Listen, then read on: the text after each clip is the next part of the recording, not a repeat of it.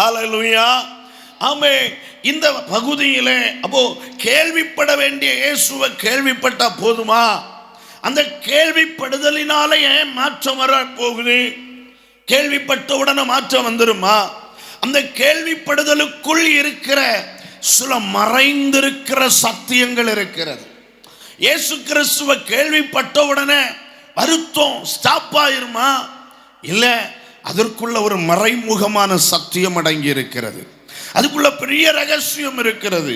அந்த 27வது வசனம் சொல்லுது, இயேசுவை குறித்து கேள்விப்பட்டு நான் அவருடைய வஸ்திரங்களை ஆகிலும் தொட்டால் சொஸ்தமாவேன் என்று சொல்லி. நல்ல கவனிங்க. இப்போ அவளுக்குள்ள கர்த்தருக்கு ஸ்தோத்திரம், ஒரு விசுவாசம் உருவாயிற்று. ஆமென். என்னை கேட்கிற தேவனுடைய பிள்ளைகளே, இயேசுவை குறித்து ஒரு மனிதன் கேள்விப்படுகிற பொழுது பிரச்சனைகளுக்கு பரிகாரம், வருத்தங்களுக்கு ஒரு முற்றுப்புள்ளி, எல்லா சூழ்நிலைகளுக்கு மாற்றம் வந்தே ஆகும். காரணம் என்ன?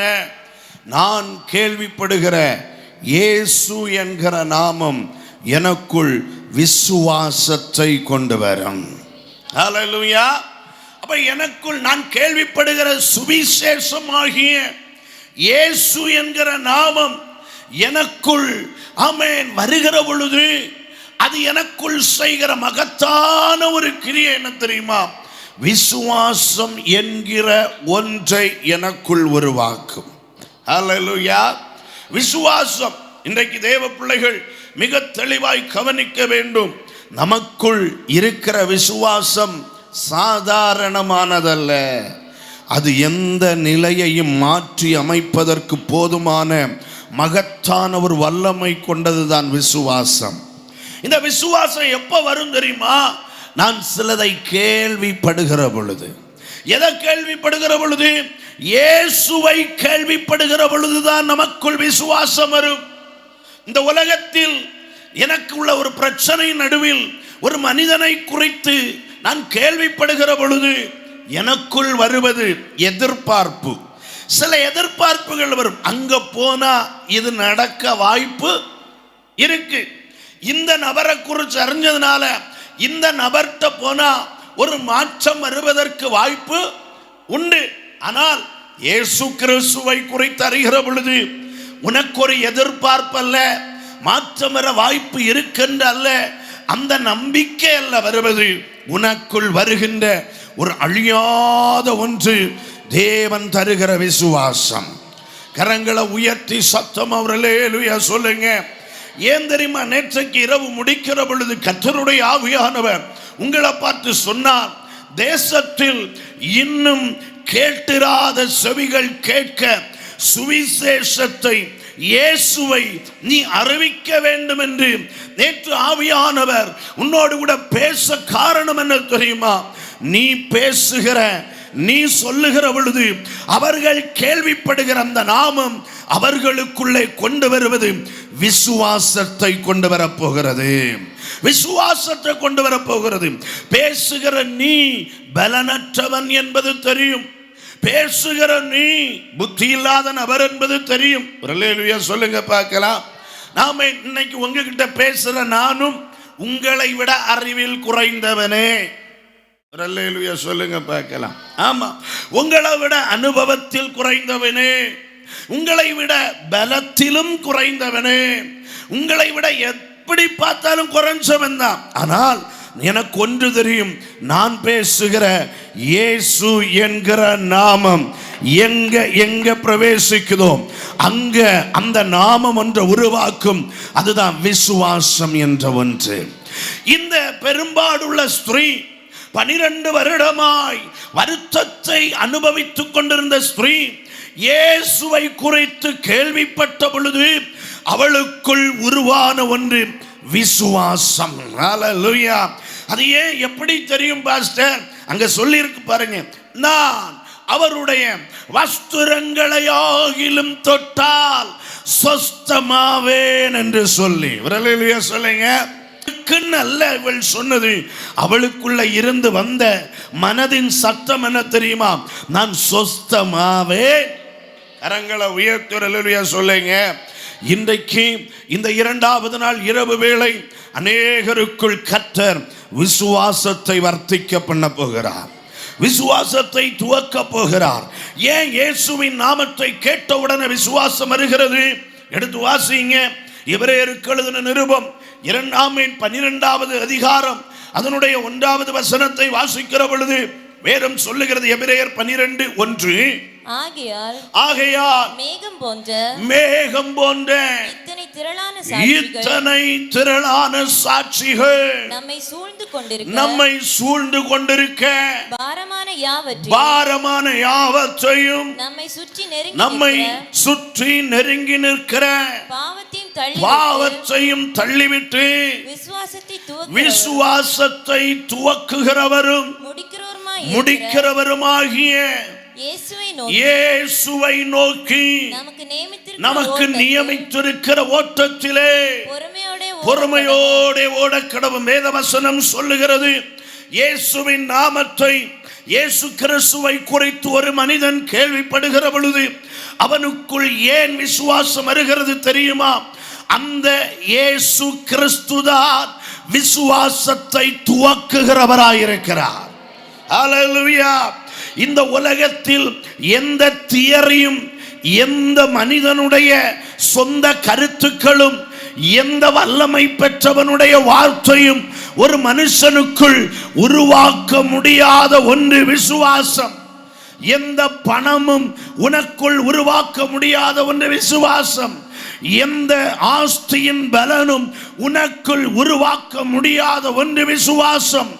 நீ படித்த எந்த சான்றிதழும் உனக்குள் உருவாக்க முடியாத ஒன்று விசுவாசம். ஒருவேளை வேதாகம கல்லூரியில தான் படிச்சிருந்தாலும் அந்த கல்வியினால் எனக்குள் விசுவாசத்தை உருவாக்க முடியாது. ஒரு மனிதனுக்குள் விசுவாசம் வர வேண்டுமானால், விசுவாசம் உருவாக்கப்பட வேண்டுமானால் அவன் கேள்விப்பட வேண்டிய ஒரு நாமம் இயேசு என்கிற நாமம். அல்லேலூயா, ஆமென். அந்த நாமம் தான் நமக்குள் விசுவாசத்தை கொண்டு வருகிறது. ஆமா, விசுவாசம்னா என்ன? வாசிங்க. எபிரேயர் 11:1 வாசிங்க. எல்லாருக்கும் தெரிந்த வசனம் தான், வாசிங்க. விசுவாசமானது நம்பப்படுகிறவைகளின் உறுதியும் காணப்படாதவைகளின் நிச்சயமுமாயிருக்கிறது. விசுவாசம்னா என்ன? நல்லா கவனிக்கணும். ஆமென். விசுவாசம்னா என்ன? ஆமென். நம்பப்படுகிறவைகளின் உறுதி, நம்புறதின் மேல இருக்கக்கூடிய உறுதி. நல்லா கவனிங்க. இப்போ இந்த இடத்துல உங்க முன்னால பிரசங்கம் பண்ணிட்டு இருக்கிறேன். உங்க சர்ச் பாஸ்டர் இங்க இருக்காங்க. இப்போ நான் மைக் எடுத்த உடனே ஆமென், மேடையில் ஸ்தல சபை போதகர் அவர்கள் இருக்கிறார் என்று நான் நம்புகிறேன் அப்படின்னு சொன்னா நீங்க என்ன சொல்வீங்க? அதை நம்ப வேண்டிய அவசியம்? ஏன்னா ஏற்கனவே அவர் என்ன செய்யறார்? இருக்கிறார். அவ்வளவுதான். அவர் இருக்கிறார். என் கையில மைக் இருக்கிறது என்று நான் நம்புகிறேன் அப்படின்னா எனக்கு ஏதோ ஆயிட்டுன்னு அர்த்தம். கையில மைக் இருக்கிறது கூட அவருக்கு தெரியலம்பாங்க. அப்போ காண்கிற ஒன்றின் மேல் வருவதற்கு பெயர் அல்ல நம்பிக்கை. ஃபர்ஸ்ட் நம்பிக்கைக்கு வரும், ரெண்டாவது விசுவாசத்துக்கு போகும். அப்போ காண்கிற ஒன்றின் மேல் வருவதற்கு பெயர் அல்ல நம்பிக்கை. அவ்வளவுதான். அதெல்லாம் நம்பிக்கை. நம்பிக்கைனாலே காணப்படாதவைகளின் மேல் எனக்கு வருவது. ஹல்லேலூயா. இந்த உலகத்தில் நிறைய விஷயத்தை பார்க்கவே முடியாது, நிறைய விஷயத்தை பார்க்கவே முடியாது. ஆமே, உனக்கு அறிவு இருக்கா? ஆமா அப்படின்னு சொன்னாதான் அதை நம்ப வேண்டும். அறிவை காட்டுன்னா என்ன செய்ய முடியாது, காட்ட முடியாது. அப்படி நம்புறோம். அல்லேலூயா சொல்லுங்க பார்க்கலாம். ஆமென். அப்போ இந்த மாதிரி அடிப்படையிலிருந்தே சில விஷயங்களை நம்மால பார்க்கவே முடியாது, நம்மால நம்பத்தான் முடியும். அது காணப்படாதவைகள் மேல இருக்கிறது. நல்லா கவனிங்க. இதுவரைக்கும் நான் என் தேவனை பார்க்கவில்லை, ஆனால் அவர் இருக்கிறார் என்று நான் நம்பி இருக்கிறேன். அந்த நம்பிக்கைக்கு ஒரு உறுதியும் வைத்திருக்கிறேன். அந்த உறுதி வரும்போது தான் அதுக்கு பெயர் விசுவாசம். கரங்களை உயர்த்துறலுயா சொல்லுங்க பார்க்கலாம். நான் தேவனை நம்புறேன், நான் பரலோகத்தை நம்புறேன், நரகம் இருக்குன்னு நம்புறேன். சொல்லுங்க, ஒரு தேவ பிள்ளைக்கு இருக்க வேண்டிய நம்பிக்கை இதெல்லாம். ஆமா, ஒரு நாள் இயேசு சீக்கிரம் என்னை சேர்க்க வருவார் என்றும் நான் நம்புகிறேன். ஹல்லேலூயா. சீக்கிரத்தில் ஒரு நாள் அவர் எனக்காக மத்திய ஆகாயத்தில் வெளிப்படுவார். ஒருவேளை நான் மரித்து போயிருப்பேன், அந்த கல்லறையில் நின்று நான் உயிரோட எழும்புவேன் என்று எனக்குள்ள ஒரு ஆழமான நம்பிக்கை இருக்கிறது. கரங்களை உயர்த்துறலுயா சொல்லுங்க. இந்த நம்பிக்கையை பத்தி யார் கேள்வி கேட்டாலும், இந்த நம்பிக்கையை குறித்து யார் என்ன குழப்பினாலும், இதுல எனக்கு ஒரு உறுதி இருக்கு, இதுல எந்த மாற்றமும் இல்லை என்று. அதுக்கு பெயர் தான் விசுவாசம். காணப்படாதவைகளின் மேல் இருக்கிற ஒரு நிச்சயம். இன்னைக்கு நான் பிரசங்கிக்க காரணம் எனக்குள் இருக்கிற விசுவாசம். நான் குடிச்ச காம்ப்ளான்ல காரணம், நான் படிச்ச படிப்பல்ல காரணம், எனக்குள்ள இருக்கிற தியரி அல்ல காரணம், எனக்குள் இருக்கிற விசுவாசம் தான் இன்று நான் பிரசங்கிக்க காரணம். ஹல்லேலூயா. நான் தெய்வத்தை ஆராதிக்க காரணம் எனக்குள் இருக்கிற விசுவாசம். நான் கர்த்தருக்கு காணிக்கை கொடுக்க காரணம் எனக்குள் இருக்கிற விசுவாசம். நான் கர்த்தருக்காக இந்த வாழ்க்கையையே அர்ப்பணித்திருக்க காரணம் எனக்குள் இருக்கிற விசுவாசம். விசுவாசம் தான் என் கிறிஸ்தவ வாழ்க்கையின் அடிப்படையாக இருக்கிறது. காரணம், இயேசுவை குறித்து நான் கேள்விப்பட்ட பொழுது எனக்குள் வந்த ஒன்றே ஒன்று உண்டானால் அது விசுவாசம். அல்லேலூயா, அல்லேலூயா. கிறிஸ்தவ வாழ்க்கையை விசுவாசத்திலிருந்து பிரிக்கவே முடியாது. நமக்கு பேர் என்ன சொல்லி கூப்பிடுறாங்க நம்மள? சத்தமா சொல்லுங்க. விசுவாசம் இருக்கா? நமக்குள்ள விசுவாசம் இருக்கா? இயேசு கிறிஸ்து வருத்தப்பட்ட, சந்தேகப்பட்ட ஒரு விஷயம் என்ன தெரியுமா? மனுஷகுமாரன் வரும் நாளில் எதை காண்பாரா? அப்ப இந்த கடைசி காலத்துல எதை இழக்க வாய்ப்பு இருக்கு? விசுவாசத்தை இழந்து போக. ஏன்னா இன்னைக்கு நல்ல டெக்னாலஜி இருக்கு, நல்ல அமைப்புகள் இருக்கு, தேவையான பட்டம் பதவிகள் இருக்கு, தேவையான எல்லா பரிகாரத்துக்கு தேவையான எல்லாம் இருக்கிறதுனால இன்னைக்கு மனுஷனுக்குள்ள விசுவாசத்தை பார்க்க முடியாத ஒரு காலகட்டத்துக்குள்ள வந்திருக்கிறோம். இயேசு கிறிஸ்து தம்முடைய சீசனாகிய பத்மு தீவிலே சிறை கைதியாய் அனுப்பப்பட்ட யோவான் அப்போஸ்தலனுக்கு, ஆமென், அப்போஸ்தலனுக்கு பரலோகத்தை வெளிப்படுத்தி காட்டி கொடுத்த பொழுது கடைசி கால சபையான லவோதிக்கியா சபையை குறித்து இயேசு கிறிஸ்து, ஆமென், யோவானுக்கு கற்றுக் கொடுத்த சில விஷயம் இருக்கிறது. இந்த சபை எப்படிப்பட்டது தெரியுமா? கடைசி கால சபை, பரிதவிக்கப்படத்தக்கப்பட்ட சபை, நிர்பாக்கியமான சபை, தரித்திரமான சபை, நிர்வாணமான சபை. இதுதான் கடைசி கால சபையை குறித்து ஆமென் ஆவியானவர் வெளிப்படுத்தினது. இந்த காலத்துல அப்படியெல்லாம் இருந்தும் சபை என்ன சொல்லுதா? நாங்கள் ஐஸ்வர்ய சம்பன்னர் என்றும் எங்களுக்கு ஒரு குறைவும் இல்லை என்று நீ சொன்னாய் அப்படின்னு கர்த்தர் சொல்லுகிறார். நீ ஐஸ்வர்யவானாகும்படிக்கு என்னிடத்திலே பொன்னாமேன் அக்னியிலே புடமிடப்பட்ட பொன்னை வாங்கிக்கோ.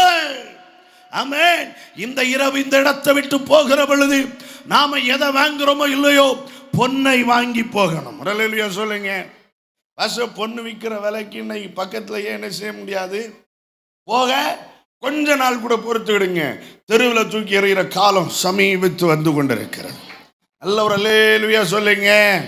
ஆமா, யாருக்கு வேண்டாம். ஆமே, நேற்றைக்கு என்னுடைய அலுவலகத்தில் ஆமென் ஒரு பெரிய பேங்கினுடைய மேனேஜர் வந்திருந்து என்னிடத்தில் பேசிக்கொண்டு இருக்கும் பொழுது சொல்றார், பாஸ்டர், ஆமென், கொஞ்ச நாள் பொறுத்துக்கோங்க, எல்லாத்துக்கும் ஒரு முடிவு வரப்போகுது. ஆமா, ஆமென். அவர் சொல்றார், நான் 2 நாளுக்கு முன்னால தான் 40 லட்சம் ரூபாய்க்கு இருந்த எல்லா நகையும் வித்துட்டு அது எல்லாத்தையும் கொண்டு நான் ஆமென் ஃபிக்ஸட் பண்ணிட்டேன்.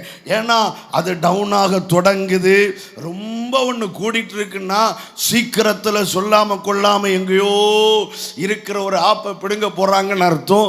அது நடந்துச்சு. ஒரு அல்லேலூயா சொல்லுங்க. சரி இருக்கட்டும். ஆனா இயேசு சொல்ற பொன் எது தெரியுமா? அது வேற எதுவும் இல்லை. ஆமென். வேதம் சொல்லுகிறது, விலையேறப்பெற்ற ஆமென் பொன் வெள்ளி முதலானவைகள் அக்கினியினால் சோதிக்கப்படும். அப்படியானால் ஆமென் உனக்குள் இருக்கிற அதிலும் விலையேறப்பெற்ற விசுவாசம் ஆமென் சோதிக்கப்பட வேண்டியது அவசியமா இருக்கிறது.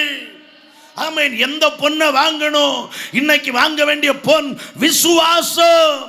ஆமென். நான் இப்படி அடிக்கடி சொல்றது உண்டு. ஒவ்வொரு முறையும் நான் வேதத்தை கரத்தில் எடுத்து வாசிக்கிற பொழுது எனக்குள் உருவாக வேண்டியது உலக ஐஸ்வர்யத்தை குறித்த எண்ணம் அல்ல, எனக்குள் உருவாக வேண்டியது விசுவாசம். ஒவ்வொரு முறையும் நான் முழங்கால் படி இருக்கிற பொழுது எனக்குள்ள வர வேண்டியது விசுவாசம். ஒவ்வொரு முறையும் நான் ஆலயத்துக்கு போகிற பொழுது எனக்குள்ள வர வேண்டியது விசுவாசம். ஒவ்வொரு முறையும் ஒரு தேவ மனிதனுடைய வாயிலிருந்து புறப்படுகிற வார்த்தைகள் எனக்குள் உருவாக்க வேண்டியது விசுவாசம். விசுவாசம் வேணுங்க. விசுவாசம் இல்லாத கிறிஸ்தவ வாழ்க்கை விசுவாச வாழ்க்கை அல்ல. ஆமென். விசுவாசத்தை கர்த்தர் பார்க்கிறார். ஏன்னா அவிசுவாசிகளுக்கும், அதாவது விசுவாசம் இல்லாதவர்களுக்குமாகத்தான் கர்த்தர் நரகத்தை வைத்திருக்கிறார். கரங்களை உயர்த்தி சொல்லுங்க. அப்ப நமக்குள்ள வர வேண்டியது விசுவாசம். இந்த பெரும்பாடுள்ள ஸ்திரீக்குள்ள இயேசுவை குறித்து கேள்விப்பட்டவுடன் அவளுக்குள் வந்த ஒன்று விசுவாசம். ஹல்லேலூயா. அந்த விசுவாசத்தை அவள் சொல்றா, நான் இன்னைக்கு எப்படியாவது சொஸ்தமாவேன். கரங்களை உயர்த்தி சொல்லுங்க. இன்னைக்கு நிறைய பேர் வாய் நிறைய சொல்லுவாங்க, எனக்குள்ள நல்ல விசுவாசம் இருக்கு. என்ன இருக்கு? விசுவாசம் விசுவாசம் விசுவாசம் இருக்கு. ஆனா அவங்க வாழ்க்கையை பார்த்தா எது இருக்காது? விசுவாசமே இருக்காது. ஆனா அவங்க வாயில பேச்சுல எல்லாத்துலயும் எதுதான் இருக்கும்? விசுவாசம் விசுவாசம். ஆனா வாழ்க்கையில விசுவாசமே இருக்காது. வேதம் என்ன சொல்லுது பாருங்க. யாக்கோபு தன் நிருபத்தில் 2வது அதிகாரத்தில் சொல்லி தருகிறார். நன்றி. ஆமென். கர்த்தருக்கு ஸ்தோத்திரம். 2வது அதிகாரம் அதனுடைய 19-20 வசனத்தை வாசிங்க. தேவன் ஒருவர் உண்டென்று விசுவாசிக்கிறாய். அப்படி செய்கிறது நல்லதுதான். பிசாசுகளும் விசுவாசித்து. யாரும் விசுவாசிக்கிறாங்களா? பக்கத்துல கை கொடுத்து சொல்லுங்க. நம்ம விசுவாசிக்கிறது போலவே பிசாசும் விசுவாசிக்கிறாங்க. அப்போ கீழே நம்முடைய விசுவாசத்தை வித்தியாசப்படுத்துவது எது? வாசிங்க. பிசாசுகளும் விசுவாசித்து நடுங்குகின்றன. நம்ம என்ன செய்யல? நடுங்கவே இல்லை. ஆனா அவனுக்கு விசுவாசம் அவன் என்ன செய்ய வைக்குது? நடுங்க வைக்குது. அடுத்து வாசிங்க. வீணான மனுஷனே கிரியைகள் அல்லாத விசுவாசம். ஆமென். கிரியைகள் இல்லாத விசுவாசம் செத்ததென்று நீ அறிய வேண்டுமோ? வசனம் சொல்லுது பாருங்க. ஒரு மனுஷனுக்குள்ள விசுவாசம் இருந்தா அது எதுல வெளிப்படுமா? கிரியையில வெளிப்படுமா? நல்லா கவனிக்கணும்.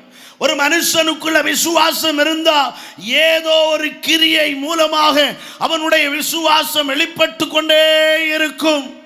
அப்போ இந்த பெரும்பாடுள்ள ஸ்திரீ கிட்ட வருவோம். இவள்கிட்ட ஏதாவது கிரியைகளை பார்க்க முடியுதா?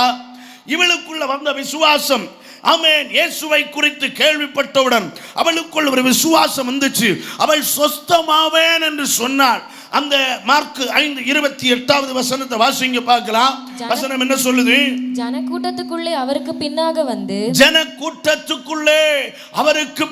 தொட்டாள். பாருங்க, விசுவாசம் இருக்குன்னு பெட்ரூம்குள்ள பூட்டிட்டு கிடக்கல. அல்லேலூயா. நேற்றைக்கு அந்த ஸ்திரீயினுடைய நிலையை நேற்றைக்கு நல்லா தியானிச்சோம். அதனால அதை திருப்பி நான் தியானிக்க விரும்பல. ஆமென். பெரும்பாடுள்ள ஸ்திரீ, இந்த உதிர ஊரல் உள்ள ஸ்திரீ, அவளால் தன் இல்லத்திலேயே சுதந்திரமா நடமாட முடியாது. அவளுக்குன்னு நியமிக்கப்பட்ட இடத்துல ஒதுங்கி இருக்கணும். பொது இடத்துக்கு வரக்கூடாது, சந்தை வெளிக்கு வரக்கூடாது, சொந்த பிள்ளைய தொடக்கூடாது. ஆமென். குடும்ப வாழ்க்கை இருக்கும்னா 12 வருஷம் அவ குடும்ப வாழ்க்கையை இழந்திருக்கா. எல்லாத்தையும் சொந்த தாய் தகப்பன் தொடக்கூடாது, எந்த இடத்தையும் தொடக்கூடாது, யாரும் தொடக்கூடாது. எந்த அனுபவத்திலும் அவள் ஆமென் தன்னை காத்துக்கொள்ள வேண்டும் என்பது மாத்திரமல்ல, அந்த தேசத்தின் பிரமாணத்தின்படி அவள் வாழணும். ஆனா கவனிங்க, சொஸ்தமாவேன் என்று ஒரு விசுவாசம் வந்துச்சு. அந்த விசுவாசத்தை வந்த உடனே எங்கேயாவது பூட்டிட்டு இருக்கல, எங்கேயாவது ஒளிச்சு இருக்கல, எங்கேயாவது அவள் தன்னை மறைத்து கொள்ளவில்லை. அவள் தன் எல்கையை விட்டு வெளியே வர்றா. ஆமென். அவ வெளியே வர்றா. இன்னைக்கு சொல்றேன், உனக்குள்ள இருக்க விசுவாசத்தை பார்த்தா தெரியும். அல்லேலூயா சொல்லுங்க. விசுவாசிக்கிறவங்களை பார்த்தா தெரியும். விசுவாசிக்கிறவங்க ஆமென், அவங்க கிட்ட என்ன இருக்காது? சாக்கு போக்கு இருக்காது. என்ன இருக்காது? ஆமா, வேதம் சொல்லுது சிலர்ட்டெல்லாம் எப்பவுமே என்னதான் இருக்கும்? ஆமா, வயலுக்கு போ அப்படின்னா சொல்லுவானா, வழியில என்ன படுத்திருக்கான்? சிங்கம் படுத்திருக்கான். என்ன படுத்திருக்கு? ஆமா, சிங்கம் படுத்திருக்கான். ஆமென். இனி சொல்ல வேண்டிய அவசியம் இல்லை, எல்லாருக்கும் புரிஞ்சிருக்கும். அவ்வளவு ஆமென் தூரமா இன்னைக்குள்ள ஜனங்களுக்குள்ள சாக்கு போக்கு இருக்கு. ஏன் ஆமென் பைபிள் ஸ்டடிக்கு வரல? ஒரு கேள்விக்கு ஒரு எஸ்ஸே எழுதி கொடுக்கிறோம். ஆமா, ஏன் போன ஞாயிற்றுக்கிழமை உங்களை காணல? 2 எஸ்ஸே எழுதி கொடுக்கிறோம். அந்த பாஸ்டரே நினைப்பார், இனி தப்பித்தவரை கூட கேட்டக்கூடாது. நான் அப்படி நினைச்சிருக்கேன். ஒரு கேள்வி கேட்டதுக்கு மணிக்கூரா பேசி நம்மளை நோக வச்சு, ஏண்டா இந்த கேள்விய ஆமா அப்படி டயர்டாக்குற விசேஷித்த கிருபை பெற்றவர்கள். ஆமா, ஏன் இந்த சாக்கு போக்கு வருது நமக்குள்ள? ஏன் உங்களுக்கு தந்த இந்த ஊழியத்தை நீங்க செய்யல அப்படின்னு கேட்டா, போடுறோம் லிஸ்ட், எவ்வளவோ லிஸ்ட் போடுறோம், எவ்வளவோ சாக்கு போக்கு சொல்றோம். இன்னைக்கு என்னை கேட்கிற தெய்வ பிள்ளையே, எனக்குள்ள விசுவாசம் இருக்கும்னா அந்த விசுவாசம் செய்யாத ஒண்ணு சாக்கு போக்கே சொல்லாது. எந்த சாக்கு போக்கும் சொல்லாது. பாருங்க, ஆமென். சாக்கு போக்கு சொல்லணும்னா இந்த ஸ்திரீ சொல்லி இருக்கணும். என்ன சொல்லி இருக்கணும்? எனக்குள்ள விசுவாசம் இருக்கு, அவரை வேணா வந்து என்ன சுகப்படுத்த, அவரை வேணா வந்து சுகப்படுத்த சொல்லுங்க, அப்படிதான் சொல்லியிருக்கும். அவ அப்படி சொன்னா அதுல தப்பு இல்லை. ஏன்? அவள் அன்றைக்கு படித்த வேதம், அவளுக்கு கற்றுக் கொடுத்த சத்தியம் அப்படித்தான். ஆமென். தோரா பஞ்சாகமம் சொல்லுது. ஆமென். ஆமென். தேவனுடைய நியாயப்பிரமாணம் சொல்லுது, நீ அடங்கி ஒதுங்கி ஒரு இடத்துல ஓரமா இருக்கணும், வெளியே வரக்கூடாது. அவளுக்கு சொல்ல வசனம் உண்டு, அவளுக்கு சொல்ல அதிகாரம் உண்டு. ஆனாலும் அவளுக்குள் இருந்த விசுவாசம் அவளை எல்லா கட்டுப்பாடுகளை தாண்டியும் அவளை வெளியே கொண்டு வந்தது. ஒரு மனுஷனுக்குள்ள விசுவாசம் இருக்குன்னா அது அவளுக்கு அவன் தனக்கு முன்பாக இருக்கிற கட்டுப்பாடுகளை தாண்ட செய்யும். இந்த விசுவாசம் எந்த தடை இருந்தாலும் அந்த தடையை ஓவர் கம் பண்ண வைக்கிறது விசுவாசம். ஆமென். விசுவாசிக்கிறவனுக்கு முன்பாக இயலாமை என்று சொல்ல ஒன்றும் இருக்காது. ஏன்னா இயேசு கிறிஸ்து சொன்னார், விசுவாசிக்கிறவர்களுக்கு எல்லாம் ஆகும். இந்த இரவு கர்த்தருடைய ஆவியானவர் மிக தெளிவாய் சொல்லுகிறார், இந்த இரவு விசுவாசிக்கிறவர்களுக்கு எல்லாம் ஆகும். விசுவாசத்தினால எல்லாமாகும். என்ன ஆகும் பாஸ்டர்? வசனம் சொல்லுகிறது, உனக்குள்ள விசுவாசம் இருக்கும்னா, கடுகளவு விசுவாசம் இருக்கும்னா, இந்த மலையை பார்த்து பெயர்ந்து சமுத்திரத்தில் தள்ளுண்டு போய் என்று நீ சொல்லுவாயானால், நீ சொன்னபடியே நடக்கும் என்று நீ விசுவாசிப்பாயே ஆனால் அந்த மலை சமுத்திரத்தில் தள்ளுண்டு போகும். ஆமென். மலையை அகற்றுகிற விசுவாசம். எத்தனை பேருக்கு விசுவாசம் இன்னைக்கு இருக்கு? கரங்களை உயர்த்தி சத்தமா ஒரு அல்லேலூயா சொல்லுங்க பார்க்கலாம். நல்ல ஒரு அல்லேலூயா. விசுவாசிக்கிறவர்களால் எல்லாம் ஆகும். விசுவாசிக்கிறவன் பதறான். அவனை பார்த்தா தெரியும், எந்த பிரச்சனை நடுவில் கடந்து பதற மாட்டான். விசுவாசிக்கிறவன் ரொம்ப பொறுமையாய் தன்னுடைய காரியங்களை நடப்பிப்பான். தலையே போகிற பிரச்சனை இருந்தாலும் அதன் நடுவில் பிரச்சனையே இல்லாத ஒருவனை போல நிற்கிறவன் தான் விசுவாசம் உள்ளவன். அவனுக்குள்ள தான் விசுவாசம் இருக்கு. கரங்களை உயர்த்தி சத்தமா அல்லேலூயா சொல்லுங்க. ஆமென் விசுவாசத்தை குறித்து வேதம் மிக மேன்மையாய் நமக்கு கற்றுத் தருகிறது. எபிரேயர் 11:6 சொல்லுகிறது, விசுவாசம் இல்லாமல் தேவனுக்கு பிரியமாய் இருப்பது கூடாத காரியம். என் தேவனை பிரியப்படுத்தணும்னா நீ பரிசுத்தமா வாழலாம், என்ன வேணாலும் செய்யலாம். ஆனா ஒண்ணு, உனக்குள்ள விசுவாசம் இல்லைன்னா உன்னால தேவனை பிரியப்படுத்தவே முடியாது. இந்த இரவு தேவனுக்கு தேவை உனக்குள் இருக்கிற விசுவாசம். அது பொன்னிலும் விலையேறப்பட்டதாக இருக்கிறது. கிறிஸ்துவின் நியாயாசன நாள் ஒன்று வரப்போகிறது. அன்றைக்கு அந்த கிறிஸ்துவின் நியாயாசன நாளிலே அனைவருடைய வேலை பாடும் சோதிக்கப்பட போகிறது. என்ன சோதனை? அக்கினி சோதனை. மனிதன் எவைகளினால் இன்றைக்கு தன் கிறிஸ்தவ வாழ்க்கையை கட்டி எழுப்பி கொண்டிருக்கிறார். பொன், வெள்ளி, விலையேறப்பட்ட கல், ஆமென், புல், மரம், வைக்கோல் என்பவைகளால் கிறிஸ்தவ வாழ்க்கையை கட்டி எழுப்புகிறார். ஆனால் வேதம் சொல்லுகிறது, இவை அனைத்தையும் ஒரு அக்கினி பரிசோதிக்க போகிறது. அந்த அக்கினியில் இருந்து எது தப்புமோ அது நிலை நிற்கும். கரங்களை உயர்த்தி ஒரு அல்லேலூயா சொல்லுங்க. அவன் கட்டினது நிலை நிற்குமானால் அவன் கூலியை பெறுவான். அந்த பொன் என்ன? அதுதான் என்னுடைய விசுவாசம். உன் வாழ்க்கை கட்டப்பட வேண்டியது விசுவாசத்தில். நீதிமான் தன் விசுவாசத்தினால் பிழைப்பான். நீதிமான் பிழைப்பது பணத்தில் அல்ல. பிள்ளைகளுக்கு சொல்லி சொல்லி வளர்க்கக்கூடாது. பணம் இருந்தாதான் உன்னை 4 பேர் மதிப்பாங்க, பணம் இருந்தாதான் நீ வாழ முடியும். இப்படி சொல்லி சொல்லித்தான் பாமேன் பணம் வேணும்ட்டு படிச்சு முடிச்சு வேலை கிடைக்காததுனால அவன் பணத்தை தேடி கொள்ளையடிக்க போயிருக்கான். அதனால தான் கொலை செய்ய போனான். பணம் வேணும்னு தான் பிறரை ஏமாற்ற போனான். பணம் இருந்தால் தான் முடியும்னு சொல்லி தான் ஆமீன் தெய்வத்தை அறிஞ்ச குடும்பத்தில் இருந்து அநேகம் பேர் ஆமீன் வெளிநாட்டில் போயும் அங்கே போய் இங்கே போயும் ஆண்டவருக்கு பிரியமில்லாத வேலை செய்து சம்பாதிக்க போனதுக்கு காரணம் என்ன? பணம் இருந்தால் தான் சொல்லி வளர்த்ததுனால. ஆனால் நம்முடைய முன்னோர்கள் நம்மை அப்படி வளர்க்கவில்லை. அவர்கள் கற்றுத்தந்ததெல்லாம் விசுவாசம் வேணும். பணம் இல்லாட்டாலும் பிழைக்கலாம். உனக்குள்ள விசுவாசம் இருக்கும்னா உன்னால பிழைக்க முடியும். உனக்கு படிப்பு இல்லாட்டாலும் விசுவாசம் இருக்குன்னா பிழைக்க முடியும். உனக்கு சர்டிபிகேட் இல்லைனாலும் உன்னால விசுவாசம் இருக்குன்னா பிழைக்க முடியும். உனக்கு அனுபவம் இல்லாட்டாலும் விசுவாசம் இருக்குமானால் அந்த விசுவாசம் உன்னை பிழைக்க செய்யும். வேதம் திரும்ப திரும்ப பேசுகிற ஒரு வார்த்தை உண்டு, விசுவாசம். ஆமென். ஆமென். நீதிமான் தன் விசுவாசத்தினாலே பிழைப்பான். ஆமென். விசுவாசம் நமக்குள் உறுதியை தரும். விசுவாசம் நமக்குள்ள சந்தோஷத்தை கொண்டு வரும். விசுவாசம் உள்ளவனை அசைச்சு பார்க்கவே முடியாது.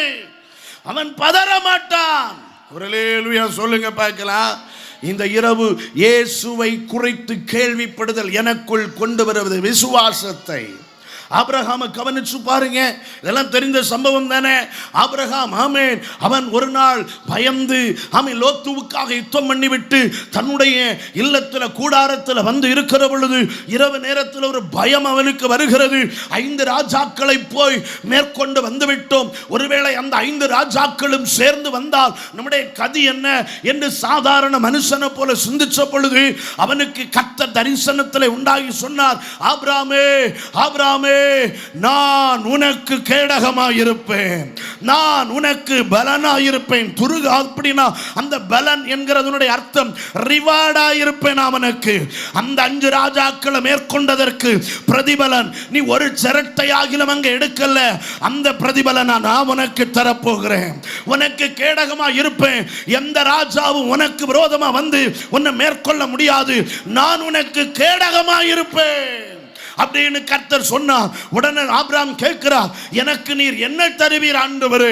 அவர் சொல்லுகிறார், உனக்கு ஒரு பிள்ளையை நான் தரப்போறேன். இல்லப்பா, என் வீட்டில் இருக்கிற எலேசர் எனக்கு பிள்ளையா இருப்பான், அவன் எனக்கு சுதந்திரவாளியா இருக்கட்டும் அப்படின்னு ஆண்டவர் சொல்லுகிறார். இல்ல, உன் கர்ப்ப பரப்பா இருப்பவனே உனக்கு சுதந்திரவாளியா இருப்பான் அப்படின்னு. உடனே ஆபிரகாம் என்ன தெரியுமா பார்க்கிறான்? தன் சரீரத்தை பார்க்கிறான். தன் சரீரம் செத்தது. தன் சாரால நினைச்சு பார்க்கிறான். மனைவிய அவளுடைய கர்ப்பம் செத்தது. ஆனா அந்த இடத்துல வார்த்தை அழகா சொல்லுது, ஆமென். ஆபிரகாம் அந்த வார்த்தையை நம்பல, அந்த வார்த்தையை தந்தன தேவனை நம்பினான். அல்லேலூயா. வாக்குத்தத்தம் கொடுத்த தெய்வத்தை விசுவாசித்தான். ஆண்டவர் பார்க்கிறார், இவன் வார்த்தையை நம்பலையே, இவன் வார்த்தையை மட்டும் பெற்றுக்கொண்டு இது நடக்கும் நடக்கும் எதிர்பார்க்கல. இந்த வார்த்தை, அதாவது நல்ல கவனிங்க, நான் சொல்ல வர்றத, ஆபிரகாமுடைய எண்ணம் என்ன தெரியுமா? இந்த 99 95 வயதான என்ன பார்த்து உனக்கு ஒரு கர்ப்ப பிறப்பான குமாரன் இருப்பான்னு சொல்றதுக்கு ஒரு தகமையின் தெய்வத்துக்கு முடியும்னா அந்த தெய்வத்தால எதையும் எனக்கு செய்ய முடியும். ஹல்லேலூயா. அதை விசுவாசிச்சான். வேதம் சொல்லுது, கர்த்தர் அதை அவனுக்கு நீதியாக எண்ணினார். அவனுடைய குவாலிஃபிகேஷன் என்ன? சரீரம் சத்துச்சு, தன் வாக்குத்தத்தம் நடக்க வாய்ப்பில்லை. ஏன்னா சரீரம் இப்ப உயிரோட இல்லை. ஆமென். தன் மனைவியினுடைய கர்ப்பம் சத்துச்சு, உயிரோட இல்லை, தகுதி இல்லை, நோ குவாலிஃபைட்.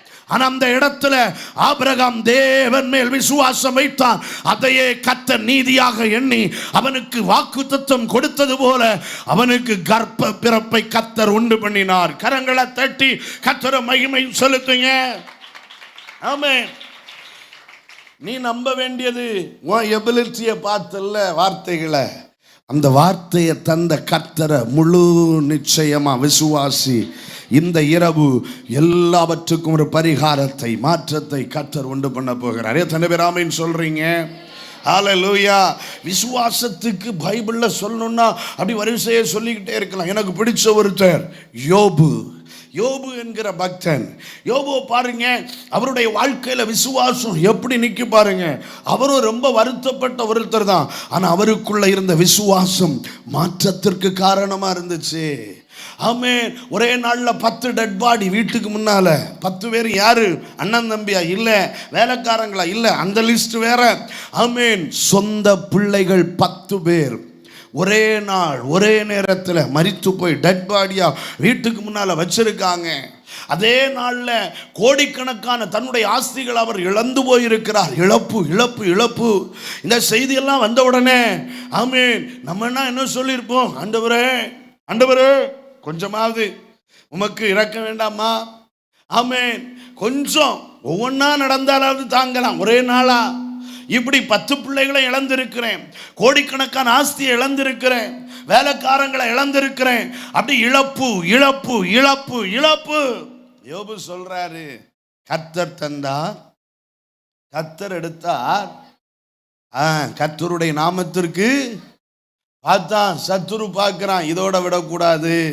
நேரா வந்து யோபுவினுடைய சரீரத்தை தொட்டு பார்க்கிறான். நல்லா கவனிங்க, யோபுவினுடைய விசுவாசம். நம்ம விசுவாசத்தை இன்னைக்கு சீர்தூக்கி பார்க்கணும். ஆமென். தன்னுடைய சரீரத்தை வந்து தொட்டுட்டான். சரீரம் முழுசா வேதனை. சரீரம் ஆமென். வசனம் சொல்லுது, ஆமென், பற்களை மூடுவதற்கு கொஞ்சம் தோல் மட்டுமே மீதியா இருக்கு, சதை இல்லை. ஆமென். சதையெல்லாம் கிருமி தின்னுடுச்சு, அழிஞ்சு போச்சு. ஆமென். ராக்காலங்களில் எலும்புகளுக்குள் கிருமிகள் போயிருக்குது. சில வேத பண்டிதர்கள் சொல்றாங்க, ஆமென், அது ஒருவேளை ஆமென் ஆமென் போன் டிபியா இருக்கலாம்ட்டு. ஆமீன். அந்த வேதனைலாம் சகிக்கவே முடியாது. எலும்புக்குள்ள ஆமீன் ஏதோ பிரயாணப்படுகிறது போல இருக்குது. எலும்புக்குள்ள ஏதோ சொரசொரப்பா ஓடுது. அது என்ன? ஆமீன். இந்த தோல்ல ஆமீன் ஏதாவது ஒன்று வந்தா இப்படி கொஞ்ச நேரம் சொரிஞ்சுக்கிட்டா போயிடும். இல்லை பலார்னு ஒரு அடி கொடுத்தா இந்த வேதனையில் அந்த வேதனை மறக்கும். ஆனால் எலும்புக்குள்ள ஒன்று நடந்தா ஒன்றும் செய்ய, அடித்தாலும் கேட்காது. சிலர்லாம் எலும்புக்குள்ள வலி எடுக்கும்போது தீல வரைக்கும் கையை கொண்டு காட்டுவாங்க. ஆனாலும் அவங்களுக்கு அது போதாது. எலும்புக்குள்ள அவ்வளவு பிரச்சனை இருக்கும்.